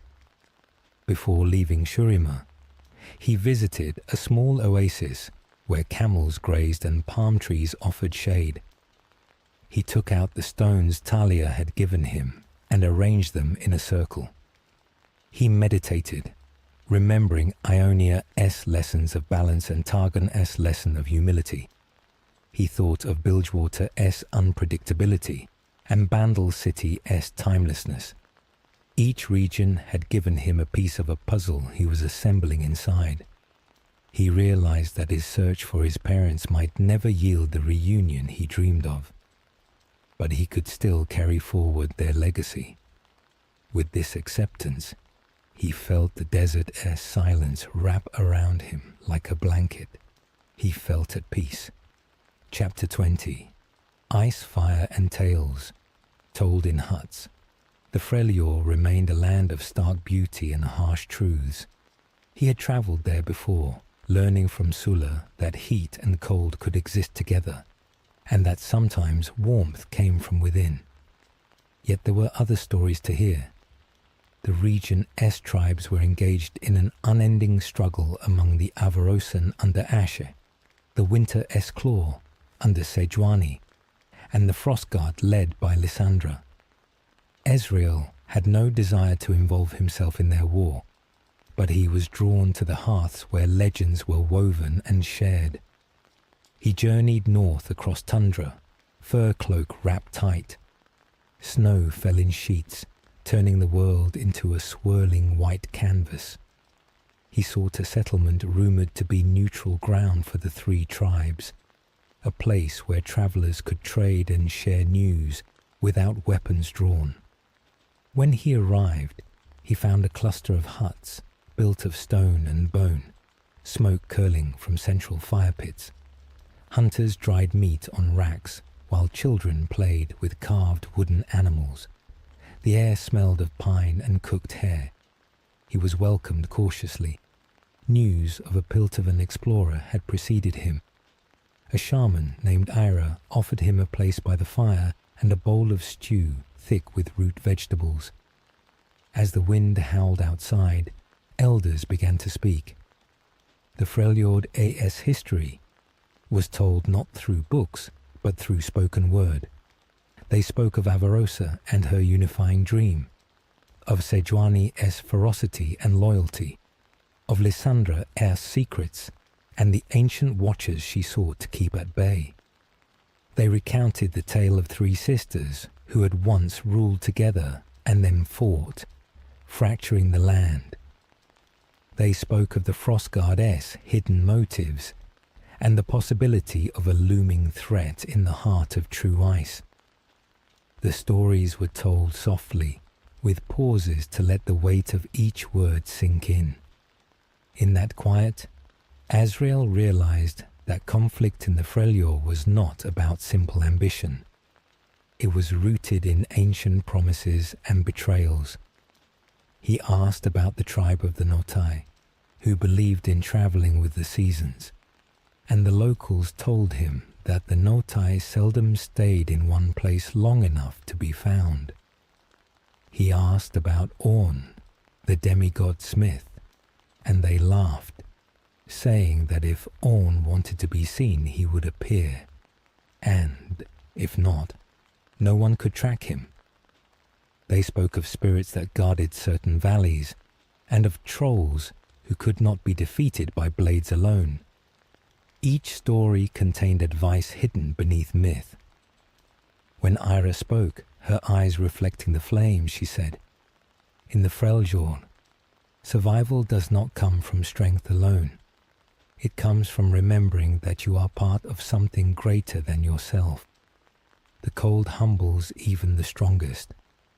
Ezreal nodded, thinking of his own humility on Targon and in the desert. One evening, a blizzard raged so fiercely that no one could leave the huts. People gathered closer to the fire. Ara produced a small box containing shards of true ice. Each shard emitted an aura of power. Yet when she handed one to Ezreal, it did not burn him. "Only those with magic in their blood can hold true ice without harm," she said. He stared at the shard, feeling a chill radiate from it, yet also an inner warmth as his gauntlet responded. He asked how the tribes had come to possess such shards. "From the heart of the land," she replied. "There is a place called the Howling Abyss, where ancient beings once emerged. It is sealed now. Our ancestors took these shards to use in weapons and rituals, but they are dangerous. They can preserve life or extinguish it." Ezreal decided to leave the shard in the Freljord. He had carried many trinkets, but this one belonged to the people who understood its significance. Before he departed, he joined a group of hunters on a day-long trek to track a herd of elk. They moved silently through snowdrifts, reading tracks. Ezreal's time in Ionia served him well. He mirrored their movements, feeling the rhythm of the land. When they returned with meat, he helped prepare it. The simple labor warmed him more than the fire. On his last night, the northern lights danced across the sky. Green and purple ribbons undulated like spirits. The village fell silent as everyone watched. Era leaned over. "Our stories say that those lights are the spirits of ancestors dancing," she whispered. "When you tell our tales to others, they will watch with you." Ezreal promised to do so. He knew he would not be the one to unite tribes or defeat ancient evils. Yet by listening and sharing, he could honor the people of the Freljord. Chapter 21. Law and Secrets in Stone. The next leg of Ezreal's journey took him to Demacia, a kingdom renowned for its rigid codes and polished marble towers. He had visited before, drawn to its pristine halls and the sense of order that permeated its streets. Yet beneath the noble facade he knew of tension. Magic was outlawed, feared by those who believed it threatened the realm's stability. As someone who wielded an ancient artifact that amplified his own essence, he had to tread carefully. He entered the capital of High Silvermere disguised in a plain cloak, the gauntlet hidden under bandages. Demacia was as he remembered. Wide plazas lined with statues of heroes, banners fluttering, knights in gleaming armor, patrolling. Citizens walked with confidence, trusting that the Magi Seekers kept dangerous arcana at bay. But he could feel an undercurrent of unrest. Whispers of dissent drifted in taverns.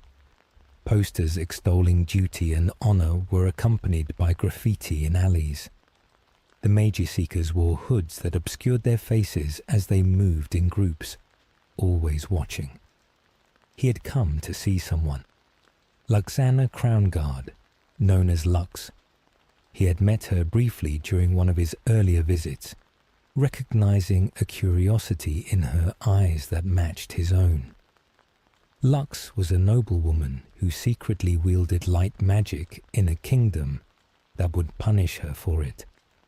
Their paths had crossed when she had been retrieving contraband texts from a black market vendor.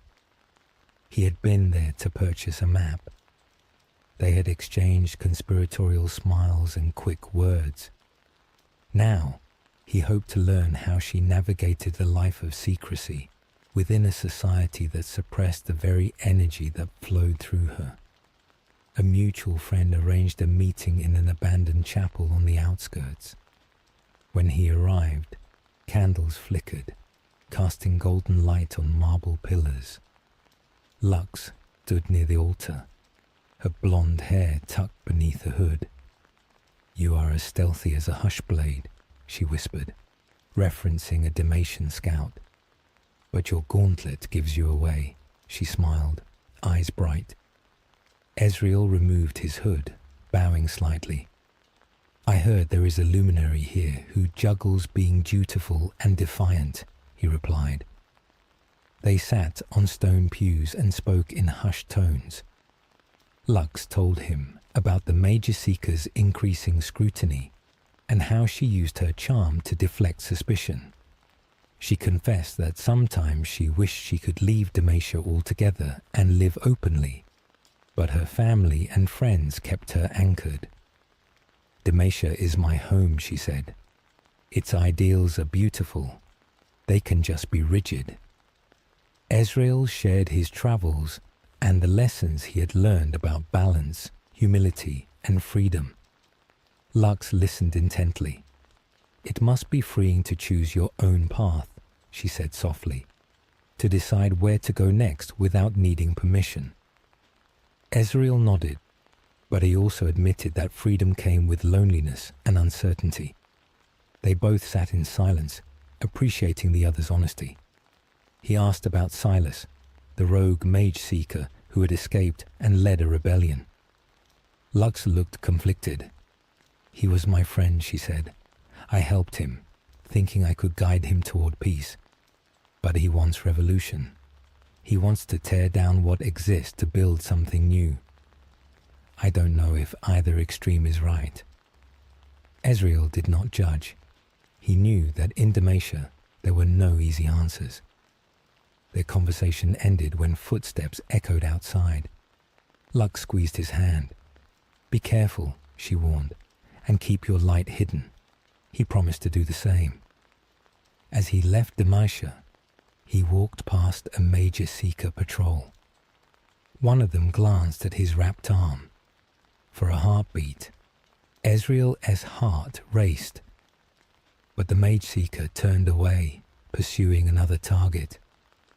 He realized how precarious life must be for those like Lux who lived under suspicion. On the city's outskirts, he looked back at the high walls and shining towers. Dalmatia was a place of beauty built atop fear. He hoped that one day people like Lux would be able to stand in the sun with their gifts recognized. Until then, he would keep moving, carrying their stories with him. Chapter 22. Stars, maps, and cosmic glimmers. Throughout his travels, Ezreal had always been drawn to the sky. Whether sailing under constellations or climbing mountains that touched the clouds, he looked up and saw a map of possibilities. So when he heard of an ancient observatory hidden in the mountains of northern Valoran, a place said to hold instruments that predated modern astronomy, he felt compelled to visit.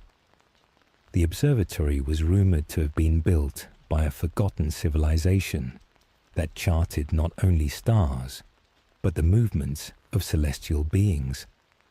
Some said it had been used by those who first observed the comet that signaled the arrival of aspects. Others believed it was a simple watchpost. Either way, the idea of standing where ancient astronomers stood filled him with wonder. The path to the observatory wound through forests, and then rose along rocky cliffs. Birds circled overhead, and the air thinned as he climbed. At last, he came upon a structure carved into the mountain itself, its roof shaped like a dome. Vines covered much of the exterior, but the entrance remained clear. Inside, dust motes floated in shafts of light that pierced through holes in the ceiling. The walls were adorned with carvings of constellations he recognized, and some he did not. Instruments of brass and crystal lined tables, armillary spheres, astrolabes, and devices whose purpose he could only guess. In the center of the room stood a massive circular mechanism with rings that rotated around a central axis. When he touched it, the rings began to move, aligning to a particular constellation. A beam of light shot from the central gem of his gauntlet, illuminating a symbol on the ceiling. He realized the mechanism responded to the gauntlet as magic.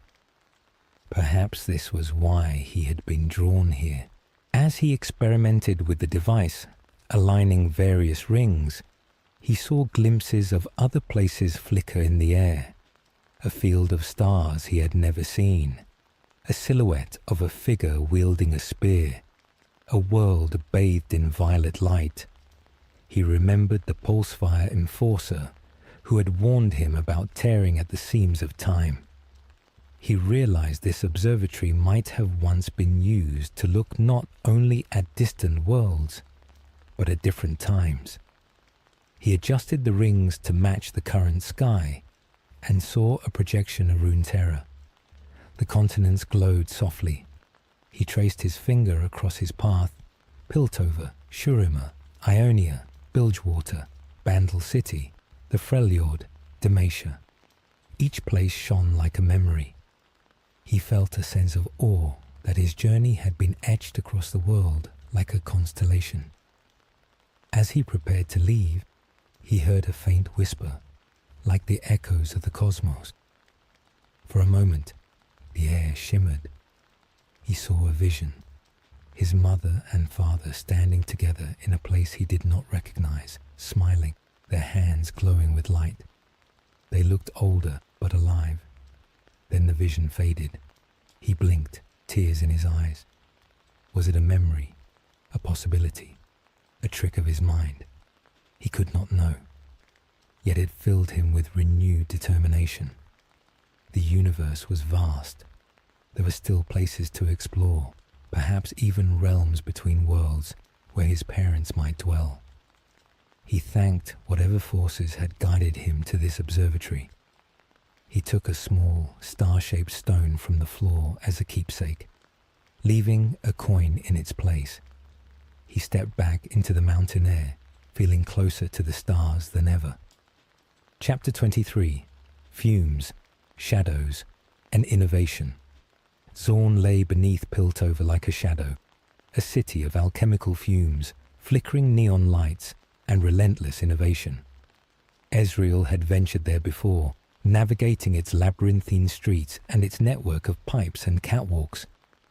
He returned now with a different perspective. He had tasted Ionia's tranquility, Bilgewater's chaos, Bandle City's dreamlike wonder. He wondered what new lens he might bring to Zorn. He descended via a lift that rattled and groaned, the air thickening with the scent of chemicals. Zorn was as alive as ever. Children with goggles and grease-streaked cheeks darted through alleys. Inventors shouted over each other in markets where one could buy volatile chemtech potions next to fried rat skewers. Above them all loomed the glass and metal tubes that carried green chem vapors. Chem barons ruled sections of the city, exerting control through force and commerce. Yet there was also resilience and creativity.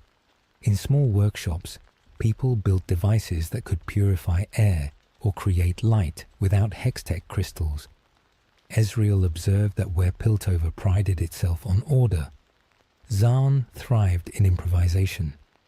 He sought out an old acquaintance, Janna, the wind spirit who watched over the downtrodden of Zarn. He found her near a soup kitchen, her hair billowing as if in a breeze that no one else could feel. She smiled when she saw him. "The Prodigal Explorer returns to the depths," she said. They walked together. Janna told him about recent floods caused by faulty valves and how she had guided children to safety. She also spoke of growing unrest among those tired of the Chem Baron's rule. "People here adapt," she said, "but they dream of breathing clean air. They dream of walking in sunlight without needing to climb to Piltover." Her words carried both sorrow and hope. Ezreal visited a workshop run by a young inventor named Arjuna. She showed him a device she was building, a small drone that could navigate narrow pipes to detect leaks. "Piltover invests in shining bridges," she said, "but here we fix what is broken. We innovate because we have to." Ezreal admired her determination. He realized that innovation was not exclusive to one city. It was born of necessity as much as curiosity. As he wandered, he encountered a Chem Baron S enforcer blocking an alley. The enforcer demanded a toll for passage. Ezreal considered using the gauntlet, but instead offered information about a leak he had seen that could explode. The enforcer eyed him, weighed the value of his words, and stepped aside. It was a small victory. Not all problems required blasting away obstacles. Sometimes they required understanding what someone valued. Zorn taught him that there were different forms of power. At the depths of the sump, he stood on a platform and looked up at the shafts of light filtering down from Piltover. He remembered his childhood, the comfortable homes and strict tutors. He understood now that while he had been bored by lessons, the knowledge had given him a foundation to explore. Here in Zorn, he saw children learning through hands-on experimentation, not formal schooling. He wondered what he could do to bridge these worlds. He promised himself that one day, after his search was over, he would return with resources to help those who needed them. Chapter 24. Reflections and a Promise Forward. Ezreal's journey had spanned deserts, mountains, islands, ports, hidden realms, and cities submerged in fumes. He had learned from monks, yordles, hunters, priests, and inventors. He had held a shard of true ice and eaten a cake that would haunt his taste buds forever. He had glimpsed the possibility that his parents were still alive and accepted that he might never know for sure. He had found pieces of himself in every place he visited. And now, as he sat by a campfire on a grassy hill overlooking a valley, he thought about what it all meant.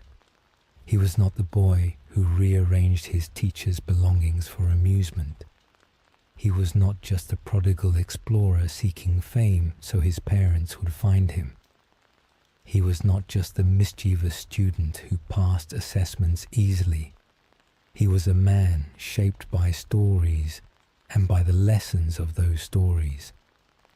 Each region had offered a different perspective. Piltover taught him that knowledge and progress required discipline and responsibility. Ionia taught him balance and introspection.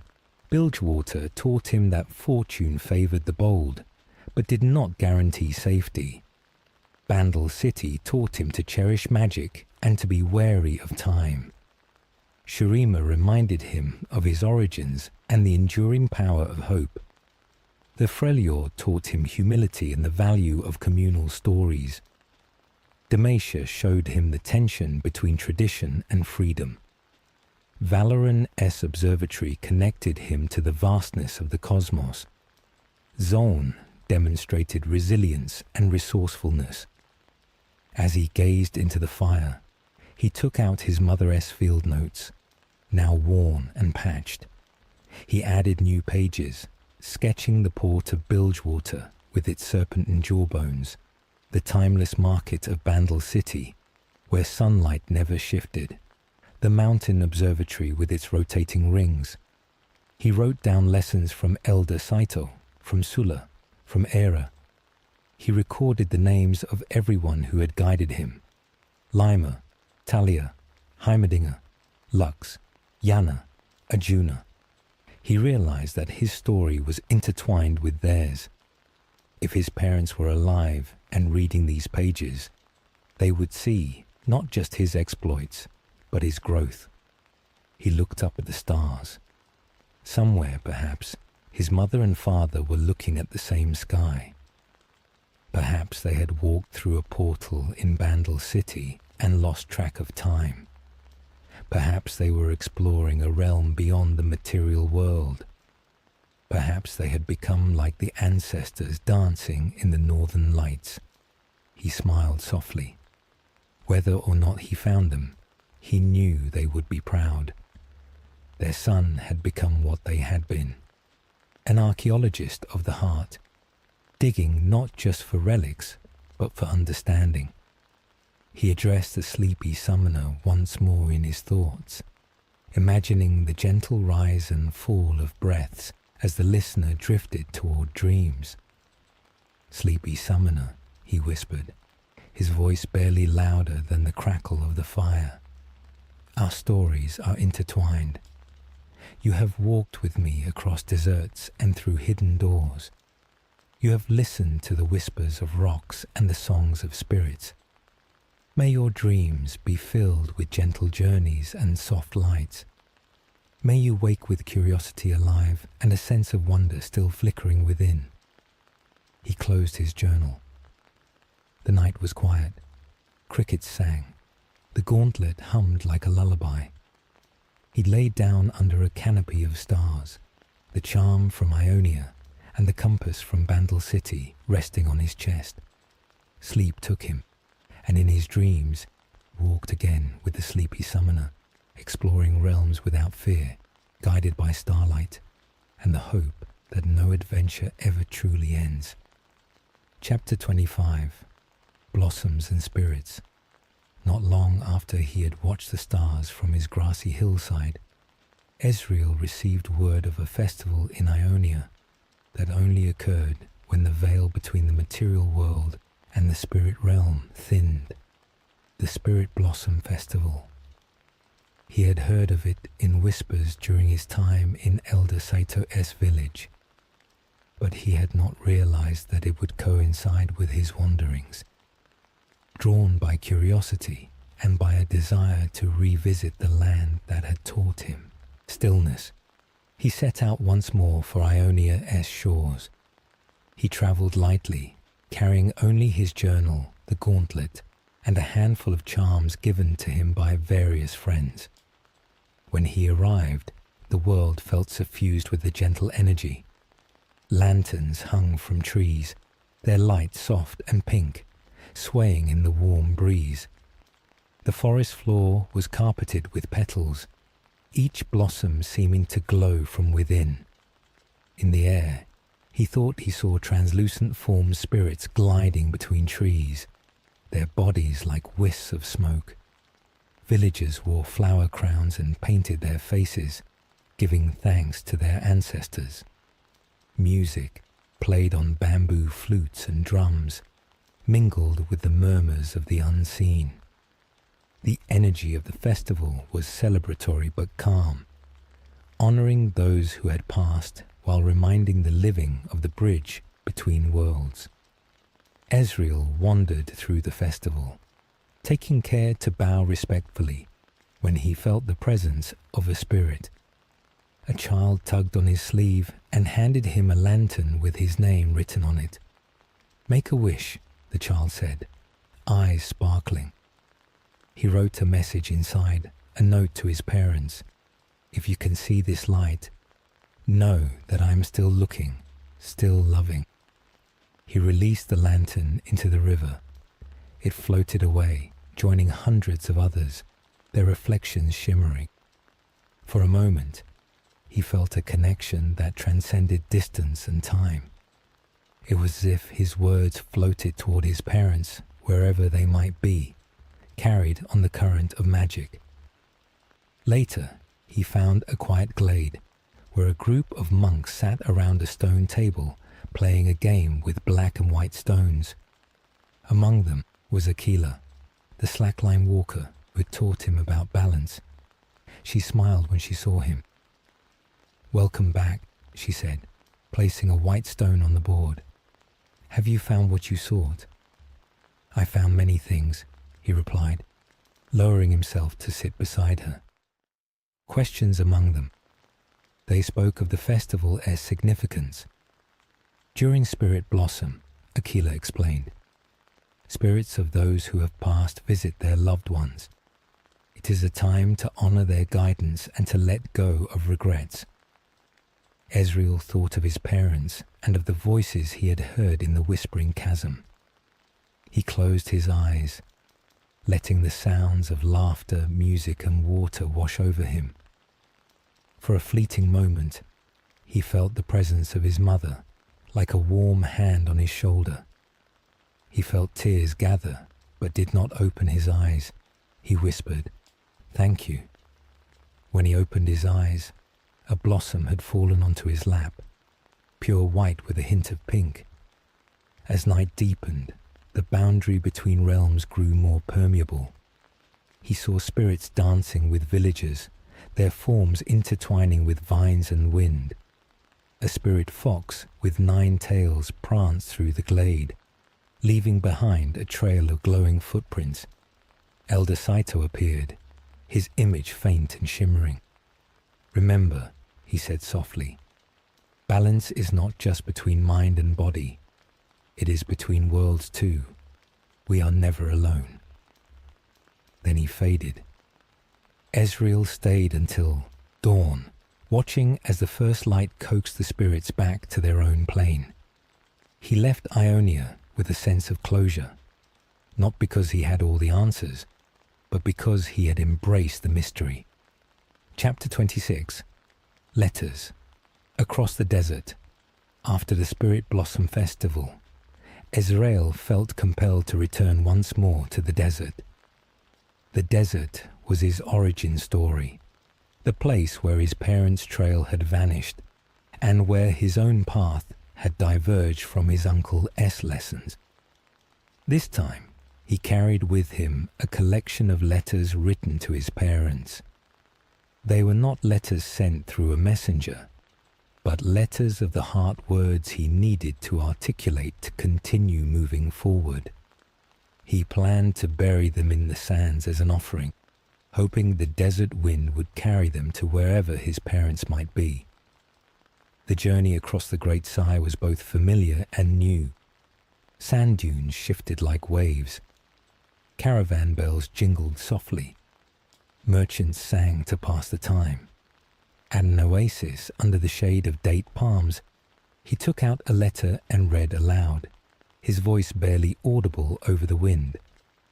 "Dear Mother and Father," he began, "I used to be angry that you left. I thought you chose a tomb over me. But as I have travelled, I understand your longing. You wanted to know this world deeply. You wanted to uncover its truths. I inherited that from you. I don't blame you anymore. I thank you." He folded the letter and placed it in a bottle, burying it beneath the sand. He imagined his words travelling through the earth, touched by currents he could not see. In another letter, he confessed his fear. "Sometimes I worry that my search will never end, that I will never hear your voices again. But then I remember the people I have met: Lymir, Sori, Aquila, Talia, Heimerdinger, Era, Lux, Janna, Arjuna, and I realize my life has been full.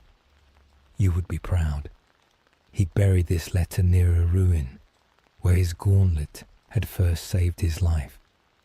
He could almost hear echoes of ancient traps resetting as he covered the bottle with sand.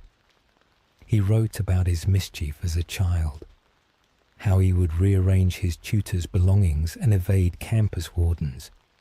He wrote about passing assessments easily and infuriating his uncle by making no effort. "I wanted to impress you by being clever," he admitted. "I see now that cleverness without kindness is hollow."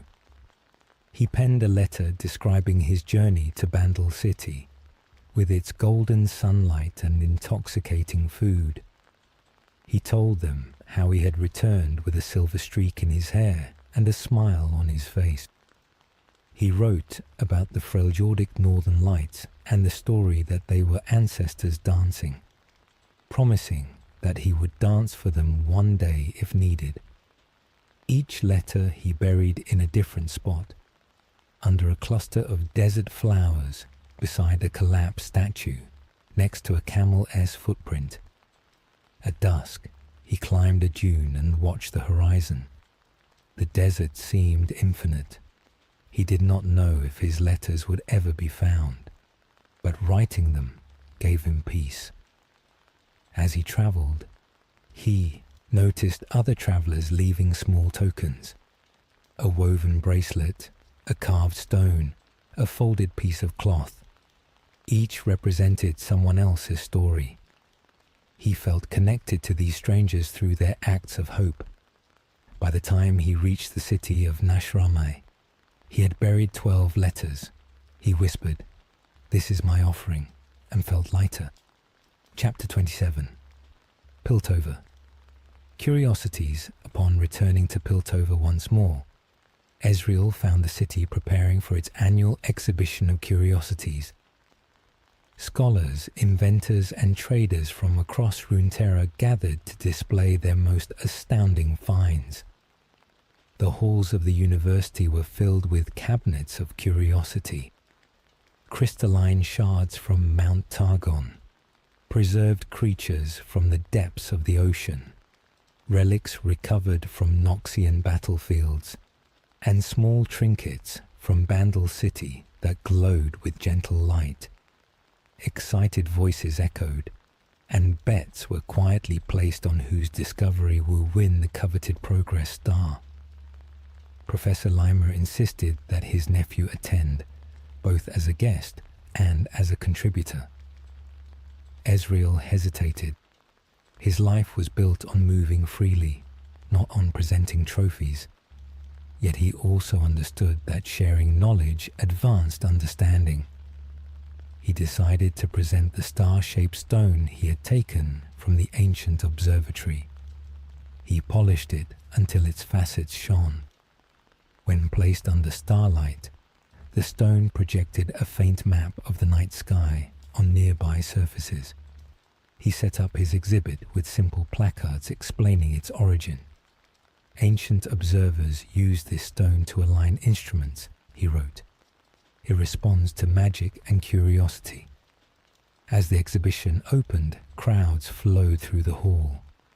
Children marveled at the stone, trying to catch the projected stars in their hands. Scholars debated whether it belonged to the same era as other cosmic artifacts. Heimerdinger stopped by and hummed in approval. "Such an elegantly simple mechanism," the Yordle said, adjusting his spectacles.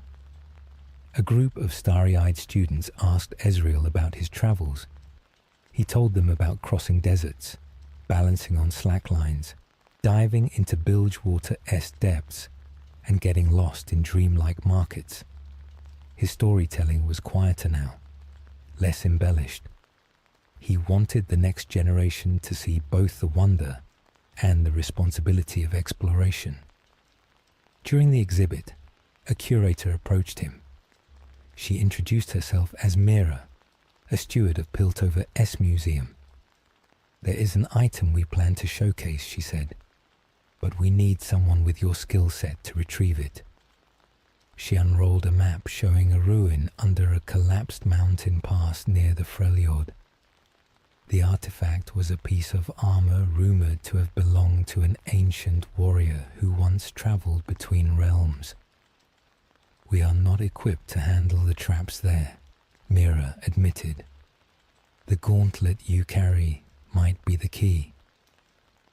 Ezreal agreed to help, not out of desire for recognition, but because he believed important artifacts should be preserved responsibly. He assembled a team that included Mira, geologist, and a Freljordic guide named Bryn. The journey took them north, back into snowy landscapes where breath crystallized on scarves. As they approached the ruin, Bryn taught them how to read the snow for signs of hidden crevasses. The entrance to the ruin was a narrow crevice. Inside, jagged stalactites hung like teeth. As they navigated, the gauntlet emitted a soft glow, interacting with ancient enchantments similar to those in Shurima. It disabled spikes that would have otherwise skewered them. They found the armor piece resting on a pedestal. It was a shoulder guard made of metal that seemed to shift colors, sometimes blue, sometimes green. As Ezreal reached for it, Mira cautioned him. "We should respect whatever guardianship this place has," she whispered. He nodded, using the gauntlet to scan for wards. Sensing none, he lifted the armor gently. The air stirred. For a moment, he thought he saw a ghostly figure of a warrior nodding in approval before fading. They wrapped the armor in cloth and began the trek back. The mission reminded Ezreal that he could contribute to knowledge not just through his own discoveries, but by enabling others to access the past. When they returned to Piltover, the exhibition had ended. His starstone had won honorable mention. He smiled, content that a new generation of explorers might be inspired. Chapter 28. Racing the White Hills. Ezreal's travels had brought him to many extremes: the heat of the desert, the humidity of jungles, the heights of mountains. There was another experience he had always wanted to try: a sled race across the Freljord's White Hills. The Nortai and Avarosan clans sometimes held friendly races to test teamwork and spirit. Such races were more than competitions. They were celebrations of survival and unity. Hearing that one would take place near the same neutral village he had visited before, he headed north once again. He arrived to find villagers carving runners from wood and affixing them to sturdy sleds. Teams gathered, discussing strategies.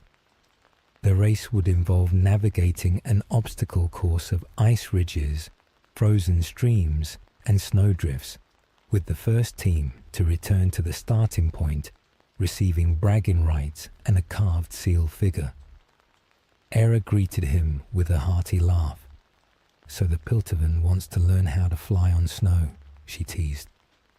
Ezreal grinned and joined a team composed of a hunter named Finn, a seamstress named Runa, and a young shepherd named Oscar. Together they balanced each sled run, each turn. The morning of the race dawned clear and crisp. The northern lights still shimmered faintly. Villagers lined the course cheering.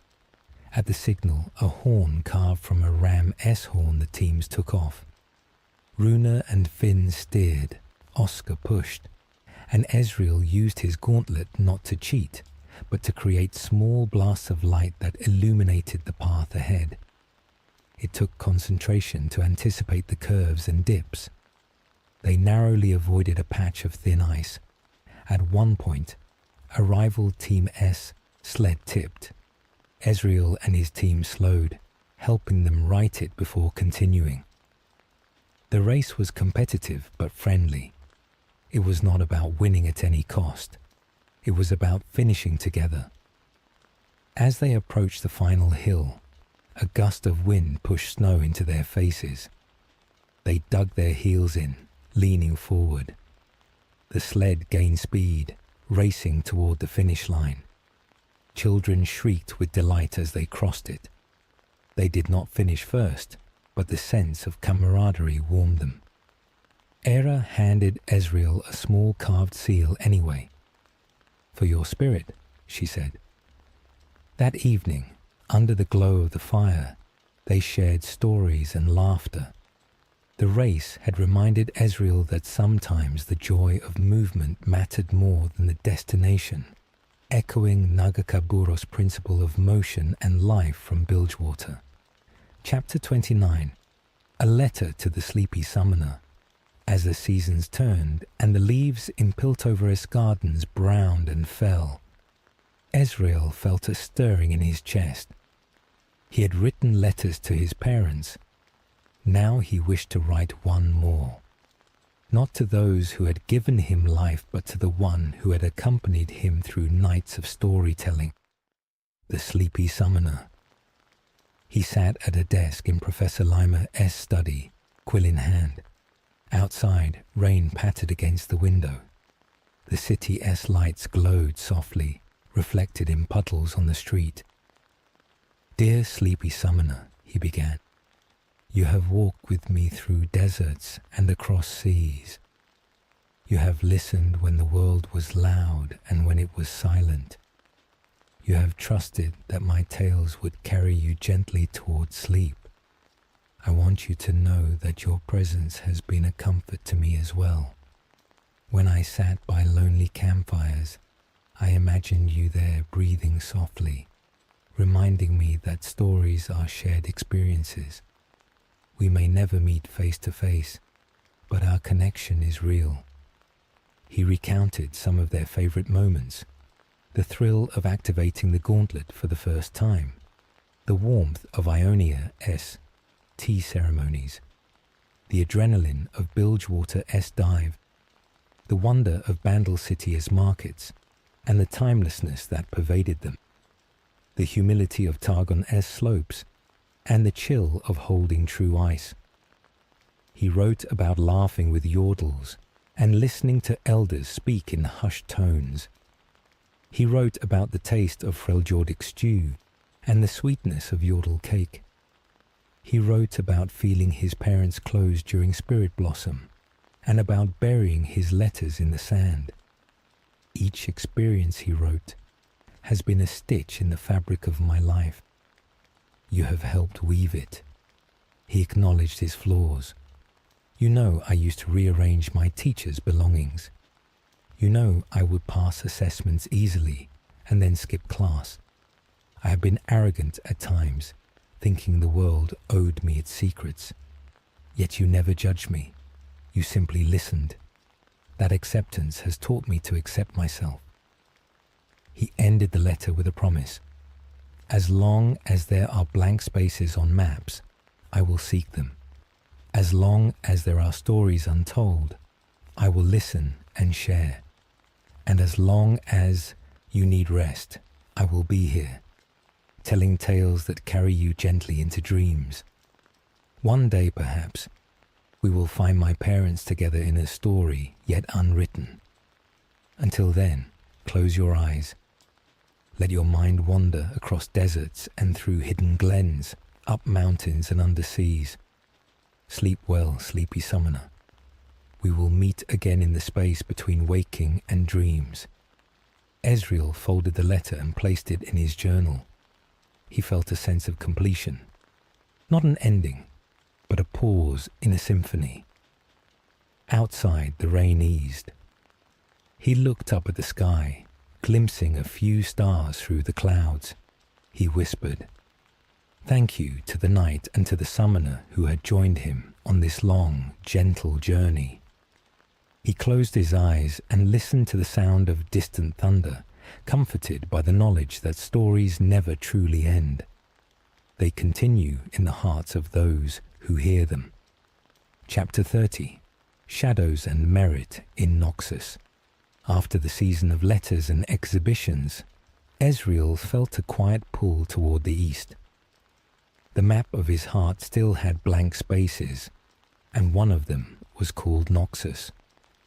From other travelers, he had heard whispers of a powerful empire with a fearsome reputation.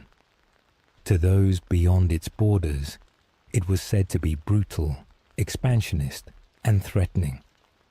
Yet there were also stories that if one looked past its warlike exterior, one would find an inclusive society, where the strengths and talents of its people were respected and cultivated. He had not known what to believe. Curiosity, as always, guided his steps. The journey took him across rolling grasslands and through forests.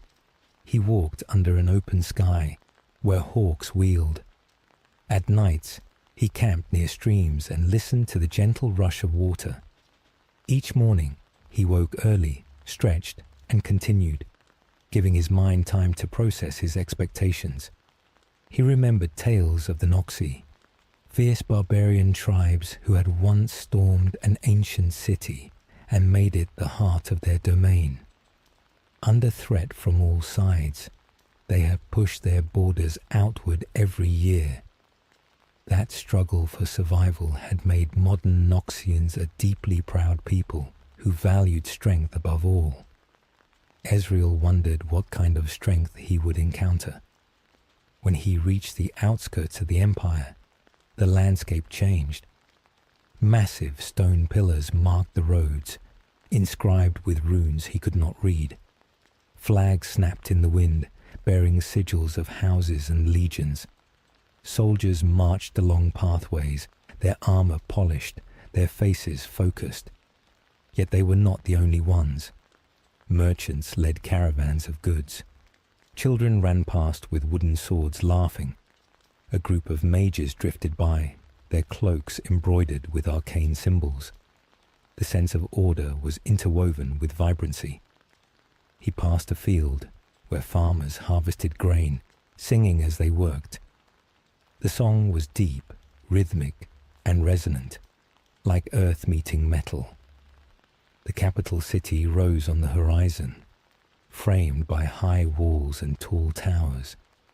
He had expected a fortress of intimidation. Instead, he saw layered terraces with markets and dwellings built into the stone. A great gate opened to allow travelers through. He approached slowly, observing the gate guards. They inspected him, noting his gauntlet. One of them, a woman with a scar across her cheek, asked his purpose. "I am an explorer," he replied. "I wish to learn." She nodded and waved him through. Inside, he was struck by the scale. Streets radiated out like spokes from a central plaza. Wide boulevards were lined with blacksmiths, apothecaries, and training grounds. Marble statues depicted figures in dynamic poses. Warriors mid-strike, poets with scrolls, mages casting spells. Each statue had a plaque telling a story of strength, courage, or intellect. Ezreal wandered through the city, taking his time. At a square near the academy, he watched a group of young recruits practicing formation drills. Their instructor paced among them, offering corrections not with cruelty, but with firm guidance. "Hold your shield higher. Trust your neighbor." The recruits responded with discipline. Afterward, he approached one of them, a man named Corin, to ask how he felt about life here. Corin wiped sweat from his brow and shrugged. "Strength is admired here," he said, "but strength can be a steady hand guiding a child, or a sharp mind planning a harvest. My mother is a healer. She is respected. My sister is a chef. She holds power in her ability to feed a legion. Anyone can rise if they show they have something to give." This perspective surprised Ezreal. He expected an empire built purely on conquest. Instead, he found that while martial prowess was honored, other forms of talent were celebrated as well. At a library, he saw mages reading. They welcomed him and showed him scrolls discussing philosophy. An elder mage, grey-haired and wearing simple robes, spoke to him about merit. Those who wield magic are held in high esteem because they bring a resource that benefits the empire, she explained. But no one is dismissed. If a child shows aptitude in engineering, they are apprenticed. If they show skill in art, they are commissioned. We cultivate strengths for the Empire's benefit. This perspective surprised Ezreal. He expected an empire built purely on conquest. Instead, he found that while martial prowess was honored, other forms of talent were celebrated as well. At a library, he saw mages reading. They welcomed him and showed him scrolls discussing philosophy. An elder mage, grey-haired and wearing simple robes, spoke to him about merit. Those who wield magic are held in high esteem because they bring a resource that benefits the Empire, she explained. But no one is dismissed. If a child shows aptitude in engineering, they are apprenticed. If they show skill in art, they are commissioned. We cultivate strengths for the Empire's benefit. The inclusive nature, however, existed alongside another truth. Old noble houses still wielded considerable power. As the sun lowered, casting long shadows across the plaza, Ezreal overheard whispers about politics. A group of merchants murmured about a noble-s trade monopoly. A mage grumbled about a new tax. A soldier leaned toward another and said, "Some fear that the greatest threat to Noxus comes not from its enemies, but from within." The seeds of tension were subtle but present. He remembered the meta description he had read in his studies, how the noble houses could threaten the empire from within despite the meritocratic ideal. He realized that every place carried contradictions. At twilight, he wandered to the city's highest terrace. There he found an overlook with a view of the countryside. The river that ran through the city reflected the setting sun. He sat with an older woman who wore armor and a cloak. Her name was General Taine. She gazed outward with a contemplative expression. "We fight for Noxus," she said softly. "Not for conquest alone, but to ensure our people survive. We have been attacked from all sides for centuries. We push our borders so our children will live. But we also know that power corrupts. We must watch ourselves." Her voice carried both pride and humility. Ezreal listened and felt his understanding broaden. He thought of his own youth in Piltover, where he had used his charm and intelligence to slip past restrictions. He had believed he was clever, beyond rules. In Noxus, he saw people who valued merit and strength, but also wrestled with internal flaws. He realized that growth came when one acknowledged complexity. Under the darkening sky, he spoke quietly. "I came here expecting to find only harshness," he admitted. "Instead, I have seen strength tempered with art and knowledge. I have seen inclusivity living beside ambition. I have seen fear of threats within as much as from without." General Taine nodded. "We are all human," she said, "even empires. We carry light and shadow both." The conversation drifted into comfortable silence. Stars emerged overhead. In the distance, he could faintly hear training drums and the call of a night hawk. He sat with this new understanding, letting it settle. When he eventually left Noxus, he carried with him a deeper respect for the complexity of societies.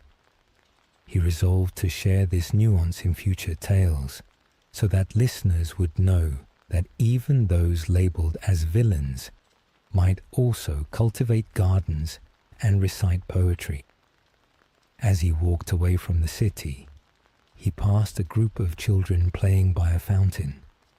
One recited lines from a poem about rising through effort. Another balanced on the rim, arms outstretched. A third tried to mimic a mage's gesture. They reminded him that the future of any place belonged to those who were learning and laughing. He smiled. In his journal, he later wrote that strength could be found in vulnerability and that empathy was a form of power. These thoughts accompanied him as he headed south, back toward the islands known as the First Lands. Chapter 31. Balance on the First Lands, returning to Ionia after visiting Noxus, felt like stepping from a forge into a garden. Surrounded by treacherous seas, Ionia is composed of allied provinces scattered across a vast archipelago, known to many as the First Lands. Ionian culture has long been shaped by the pursuit of balance in all things. The border between the material and spirit realms is more permeable here than anywhere else, especially in the wild forests and mountains.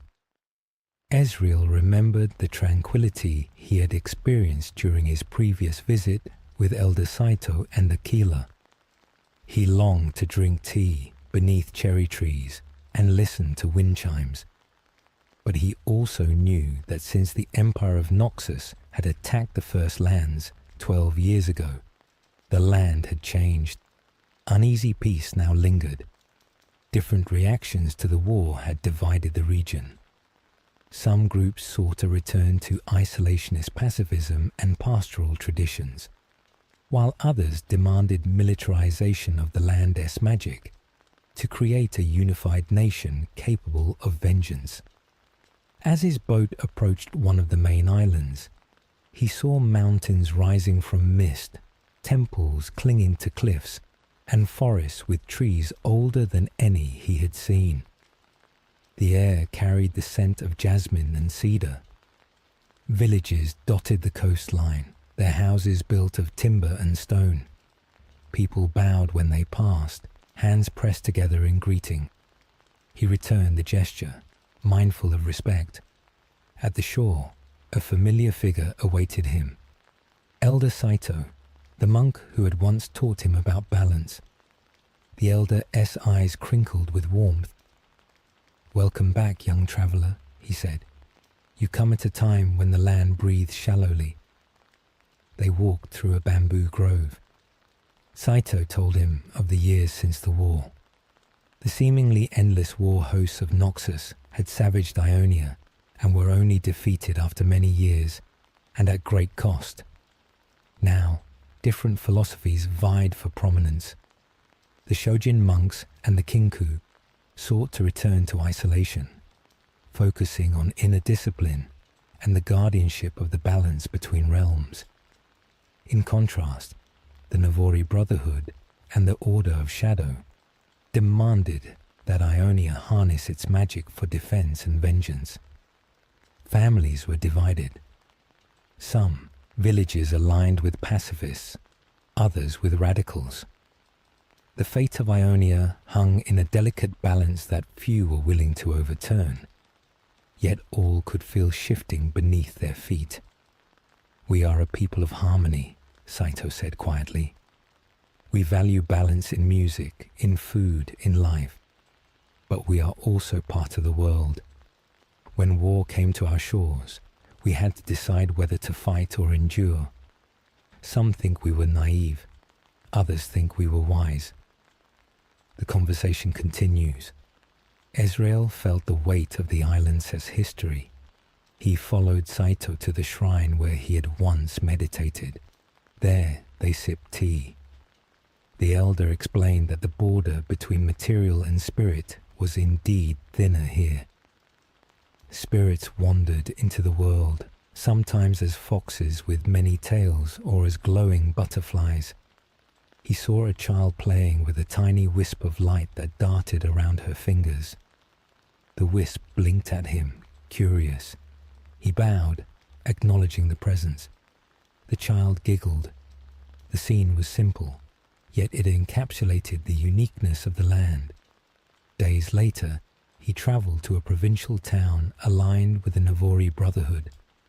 There he met a woman named Leon, who had lost her brother in the war. She trained daily with a spear, determined that her children would not suffer as she had. "We cannot rely on hope alone," she told him. "We must be ready." Her movements were sharp, purposeful. Across the valley, he visited a village aligned with the Kinku. There a man named Jun tended to a garden. We look to our ancestors and to the spirits, Jun said, clipping a bonsai tree. We protect our home not by raising arms, but by maintaining harmony. If we allow anger to take root, we lose ourselves. Ezreal sat with both perspectives. In each conversation, he listened more than he spoke. He realized that the aftermath of war was not a story of heroes and villains, but of healing and fear. He remembered how Noxus valued merit in many forms. Here, he saw another kind of strength, the courage to seek peace even when it seemed impossible. At night, he walked along a riverbank, lined with paper lanterns. Each lantern carried a prayer. Some floated gently on the water, bobbing with the current. Others hung from branches, swaying. The reflection of their lights on the water created the illusion of a starry sky below his feet. During one of his walks, he encountered a group of acolytes performing a ceremony to honor those who had died. They chanted softly, their voices rising and falling like waves. Ezreal closed his eyes, allowing the sound to wash over him. He felt the presence of spirits. He thought of his own losses, the absence of his parents, the knowledge that he might never find them. He remembered the letters he had buried in the desert. The ceremony allowed him to mourn quietly with others. He whispered a wish into a lantern before releasing it. "May our hearts find balance," he murmured. Toward the end of his stay, he climbed a mountain trail to a lookout where the border between worlds was said to be thinnest. Mist curled around him. On the trail, he found a hermit named Akeem, who wore layers of simple cloth and carried a staff carved with runes. Akeem had seen the Noxian invasion and had once fought, then turned to solitude. "Balance is not stillness," Akeem said. "It is motion around a point. We sway like bamboo in the wind. We bend, we do not break. The world changes, and we must change with it." Ezreal sat with Akeem, the two of them watching as a spirit in the form of a crane emerged from the mist, flapped slowly, and vanished. The hermitess words resonated. Balance was not about rejecting change. It was about adapting gracefully. He thought of his journey, how each region had taught him something different, how he himself had changed. The war-scarred but resilient Ionia reminded him that healing takes time and that multiple truths can coexist. When he left, he carried a small pouch of tea leaves that Saito had gifted him and a promise to return. He felt grateful for the hospitality, for the wisdom of pacifists and warriors alike, and for the gentle spirits that dance between worlds. Chapter 32. Of Ice Myths and Sisters. As autumn deepened, Ezreal found himself drawn once more to the far north. The Freljord is a harsh and unforgiving place, where the people are born warriors, who must persevere against all odds. Proud and fiercely independent, the tribes of the Freljord are often considered wild and rugged by their neighbors across Valoran, who do not know the ancient traditions that shaped them. Many thousands of years ago, the alliance between the sisters Avarosa, Cyrilda, and Lysandra was shattered in a war that unknowingly threatened all of Runeterra, plunging the northern lands into chaos and near constant winter. These stories had always fascinated Ezreal. On previous visits, he had felt the sting of true ice and tasted stew by the fire. Now he wanted to listen to the myths themselves. He crossed the border under a sky heavy with clouds. Snowflakes began to fall, softening the landscape. He pulled his scarf tighter and continued. The path led him to a small settlement perched on the edge of a frozen lake. Smoke curled from chimneys. People moved like shadows, bundled in furs. An elder named Hroth welcomed him and led him to a round hut warmed by a hearth. "We tell stories during the long nights," Hroth said. "Stories keep the cold at bay." Inside, villagers gathered. They sat on rugs and passed bowls of stew, its aroma rich with herbs. Hroth began to speak in a low, rhythmic voice. He told of the three sisters Avarosa, who represented hope, Cerilda, who embodied resolve, and Lysandra, who sought control. In ancient times, they had formed an alliance to unify the tribes against an unknown threat. But ambition and fear divided them. Their war shook the very foundations of Runeterra and summoned a winter that never fully thawed. As he spoke, his words conjured images of mountains cracking, of magic swirling like snow, of three figures locked in a tragic dance. The listeners closed their eyes, imagining. Ezreal listened, absorbing each detail.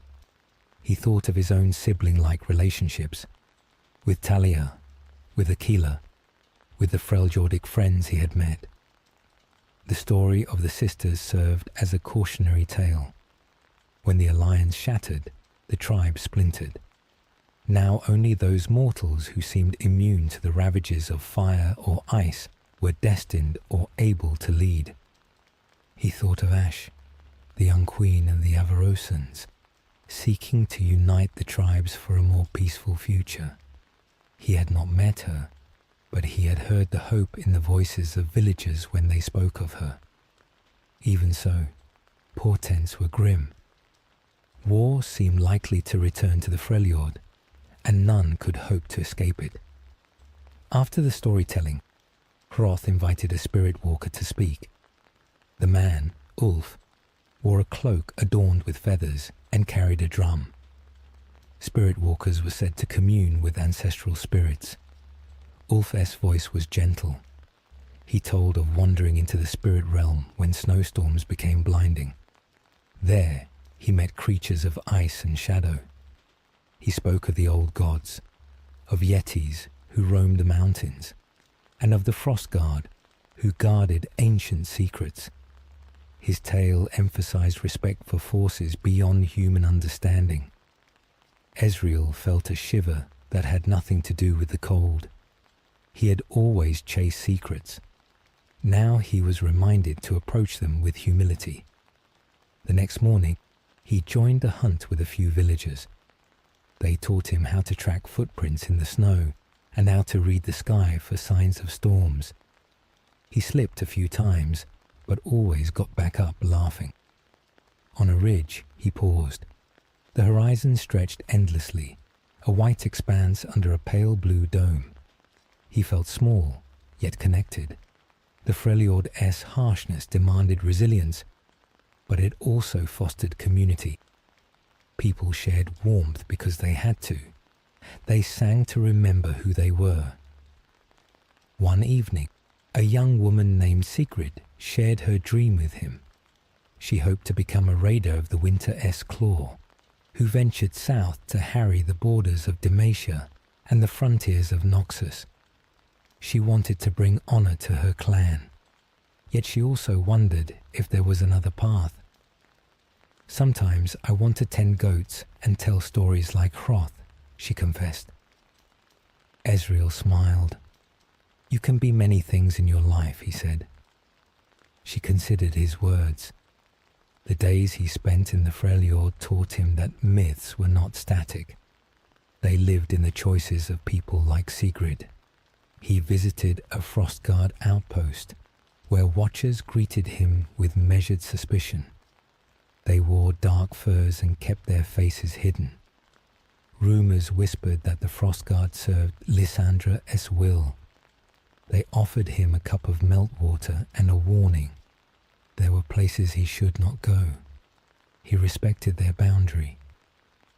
On another day, he met a wandering storyteller who played a bone flute. She told him of yetis with gentle eyes and of a spirit bear that appeared when someone was near death. Her stories reminded him that even in a land of war and survival, there was beauty and gentleness. Before leaving, Ezreal climbed a low hill to watch the aurora. Curtains of green and purple light rippled across the night sky. The air was painfully cold, but he stayed, mesmerized. He thought about the ancient war of the sisters. He thought about the tribe seeking to survive. He thought about his own life, always moving, always searching. On that hill, he made a quiet promise. He would not let his curiosity become selfish ambition. He would seek knowledge, but he would also share warmth, like the people of the Freljord. He wrapped his cloak tighter and traced the patterns of the aurora in the air with his finger. When he returned to the village to say farewell, Hroth pressed a carved wooden talisman into his hand. It depicted 3 intertwined spirals, representing the sisters and the cycle of seasons. "May this remind you of our stories," Hroth said. Ezreal accepted the gift with gratitude. He tucked it into his bag, feeling its weight. As he left, he looked back once more at the huts and the smoke curling upward. He knew he would return again, to sit by the fire and listen. For now, he headed south toward more familiar cliffs and sea gates. Chapter 33. Twin Cities of Light and Shadow. The path south led Ezreal to the cliffs overlooking Piltover. Standing at the edge, he saw the sunlit spires of his home city rising above the sea. Piltover is a thriving, progressive city whose power and influence is on the rise. It is Valorant's cultural center, where art, craftsmanship, trade, and innovation walk hand in hand. Its power comes not through military might, but through the engines of commerce and forward thinking. Situated on the cliffs above the district of Zorn and overlooking the ocean, fleets of ships pass through Piltover's titanic sea gates, bringing goods from all over the world. The wealth this generates has given rise to an unprecedented boom in the city's growth. Piltover has and still is reinventing itself as a city where fortunes can be made and dreams can be lived. Burgeoning merchant clans fund development in incredible endeavors. Grand artistic follies, esoteric hextech research, and architectural monuments to their power. With ever more inventors delving into the emergent lore of hextech, Piltover has become a lodestone for the most skilled craftsmen the world over. Ezreal walked through Piltover's gates with mixed emotions. He had been born here. He remembered running through these streets as a child, slipping past tutors, rearranging artifacts in his uncle's study. Now, the city felt both familiar and new. High above the ocean, bridges arced gracefully between towers. Markets thrummed with conversation. Aromas of cinnamon bread and oil mingled in the air. Musicians plucked strings near fountains. Artisans hammered metal and blew glass. Merchants displayed fabrics from Ionia, spices from Shurima, and mechanical devices that whirred with soft clicks. Every corner seemed to hum with ambition. He felt pride and caution. He knew that progress could both uplift and overlook. He visited his uncle, Professor Ymir, who was preparing another lecture. "Our city grows faster than the tides," Ymir said, pouring tea. "We must ensure our ethics grow alongside our technology." They discussed the new hextech breakthroughs that allowed devices like the gauntlet to harness magical energy. Ymir spoke of a young apprentice who had designed a prosthetic arm that responded to thought. Innovation, he mused, is a tool. It can heal or harm. Ezreal nodded, thinking of the gauntlet on his own arm. He had used it to escape tombs, to illuminate dark paths, to amuse children. Each time, he had chosen how to direct its power. After visiting with his uncle, he walked to the sea gates. Massive metal doors rose from the water. Ships lined up, waiting for their turn to pass through. Dock workers shouted, coordinating the opening of the gates. As a ship glided through, Ezreal imagined the goods it carried: cloth, grain, perhaps an artifact from far-off Freljord. A gust of salty wind lifted his hair. He leaned on the railing and watched the interplay of human ingenuity and natural force. It made him think of Piltover's relationship with Zaun below. He knew the Undercity was entwined with the city above, much like the sea gates were entwined with the ocean. Feeling that he could not fully appreciate his home without revisiting its shadow, he descended along a series of switchback stairs carved into the cliffs. The air grew cooler and thicker. Fumes leaked from tangles of corroded pipework, and light filtered down through cracks in the stone, reflecting off stained glass and industrial architecture. Zaun is a large undercity district, lying in the deep canyons and valleys threading Piltover. Though it exists in perpetual smog twilight, Zaun thrives, its people vibrant and its culture rich. Piltover and Zaun were once united, but are now separate yet symbiotic societies. At the base of the cliffs, the atmosphere changed. Bright banners were replaced by hanging fabrics meant to catch drips from pipes. The scent of oil was strong. Children played in alleyways, kicking a ball made of cloth and rope. Street vendors roasted skewers of meat and sold jars of glowing green fungus.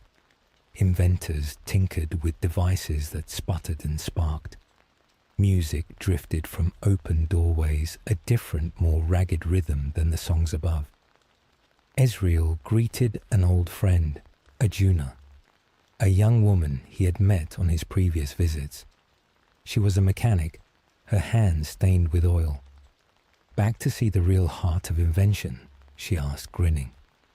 They walked together past narrow canals where boats drifted, their hulls loaded with salvage. Many of the goods coming to Piltover found their way into Zaun's black markets. Hextech inventors who found the restrictions placed upon them in the city above too limiting often found their dangerous researches welcomed here. Ezreal saw a group of teenagers experimenting with a device that emitted a soft hum. "It is a filter," one explained. "It cleans the air from toxic runoff." They had built it from scraps. Streams of toxic runoff stagnated in the city as lower reaches, but even here people found a way to exist and prosper. Their ingenuity made him smile. As they continued, Ajuna told him how Zaun had changed since his last visit. "Pollution is worse in some areas," she admitted. "But we have also formed cooperatives. We share resources. We teach the children to build and to question. We cannot rely on the beneficence of Piltover alone." Her words echoed what he had heard in Noxus and Ionia. Communities adapt. They find ways to survive and to flourish. He listened to her with respect, aware that he came from a place of relative privilege. He had been free to roam, to study. Many in Zaun did not have such freedom. Still, they had resilience. They stopped at a workshop where an old man repaired a broken steam regulator. He had only one eye, the other replaced by a small glass lens. He greeted them and offered tea boiled in a battered kettle. "We reuse everything here," he said, tapping the kettle with a grin. "And we laugh at those who say we have nothing." He told stories of when Zaun and Piltover had been one city, and how the divide had grown. "We may live in shadow, but we are not lesser," he said. Ezreal thanked him. moved by his pride. Leaving the workshop, he climbed a set of stairs leading back toward Piltover. Halfway up, he paused and looked down. The Undercity stretched out like a labyrinth, alive with lights and movement. Above, he saw the shining tops of towers. The two cities existed in a delicate balance. Piltover's wealth allowed Zaun to develop in tandem a dark mirror of the city above. Yet their fates were intertwined. Ezreal wondered if his own life was similar, light and shadow, mischief and responsibility. He realized that he loved both places. Piltover had given him opportunities. Zaun had taught him humility and ingenuity. Back in Piltover, he visited a gallery where an art exhibition showcased works from both cities. One painting depicted the sea gates at dawn. Another portrayed the Undercity canals lit by glow lamps. A third combined motifs. A hextech crystal surrounded by gears and seashells. An artist explained that she came from Zaun but studied in Piltover. Art bridges gaps, she said. It reminds us that beauty could be found above and below. Her sentiment resonated. Ezreal had always used stories to bridge gaps between places and people. Now he saw how art and technology could do the same. As evening fell, he climbed to the highest walkway connecting Piltover's towers. The ocean stretched out, the sky painted in shades of orange and pink. He thought about his journey, the complexities of Noxus, the delicate balance of Ionia, the myths and resilience of the Freljord, and the twin faces of Piltover and Zaun. He had seen warlike empires with inclusive ideals, pacifists struggling with the aftermath of invasion, tribes honoring ancient alliances, and cities built upon layers of innovation and shadow. He understood that no place was defined by a single story. Each held multitudes. Under the first evening star, he whispered a quiet thanks for the lessons learned. He looked forward to sharing them with the sleepy summoner. He wanted to tell them that strength could be gentle, that balance required motion, that myths guided futures, and that innovation thrived even in twilight. Most of all, he wanted to remind them that journeys were not only about reaching destinations, but about listening deeply along the way. With that thought, he turned toward home, ready to rest his feet and once again take up his pen. Chapter 34. A Restful Horizon. Back in his room in Piltover, Ezreal lit a single candle and placed it by the window. The flickering flame cast gentle shadows on the walls. Outside, the city murmured softly, the distant whistle of steam vents, the hum of ships at the docks, the occasional laughter of a passerby. It had been years since his first mischief in the academy halls. He had crossed deserts and mountains, dived into depths and climbed steep slopes. He had met empires and tribes, spirits and scholars, artisans and raiders. Each experience had broadened his understanding of the world and of himself. He sat at his desk, opened his journal, and began to write. His hand moved slowly, deliberately. He described his journey to the sleepy summoner, weaving together the lessons he had learned. He wrote about how Noxus had shown him that strength took many forms and that inclusivity could exist within an empire known for conquest. He wrote about how Ionia had taught him that balance was not a static concept, but a dynamic dance between opposing forces. He wrote about how the Freljord's myths had underscored the power of stories to shape identity and caution against repeating past mistakes. He wrote about how Piltover and Zaun, though bound by cliffs and pipes, thrived through their interdependence and creativity. He paused and looked around the room. In a corner sat the gauntlet, polished and quiet. Nearby lay a pouch of Ionian tea leaves, the carved talisman from Hroth, a small carved seal from the sled race, and the map star stone from the observatory. Each object represented a place and a lesson. He realized that he had been gathering more than artifacts. He had been gathering perspectives. His travels had been a conversation with the world, and the world had answered. He felt humbled and enriched. In his letter, he addressed the sleepy summoner directly. "If you are reading this," he wrote, "you have travelled with me through words. You have shared the quiet before dawn in the desert, the light of a campfire in the snow, the taste of tea in a bamboo grove, the hum of machines in an undercity.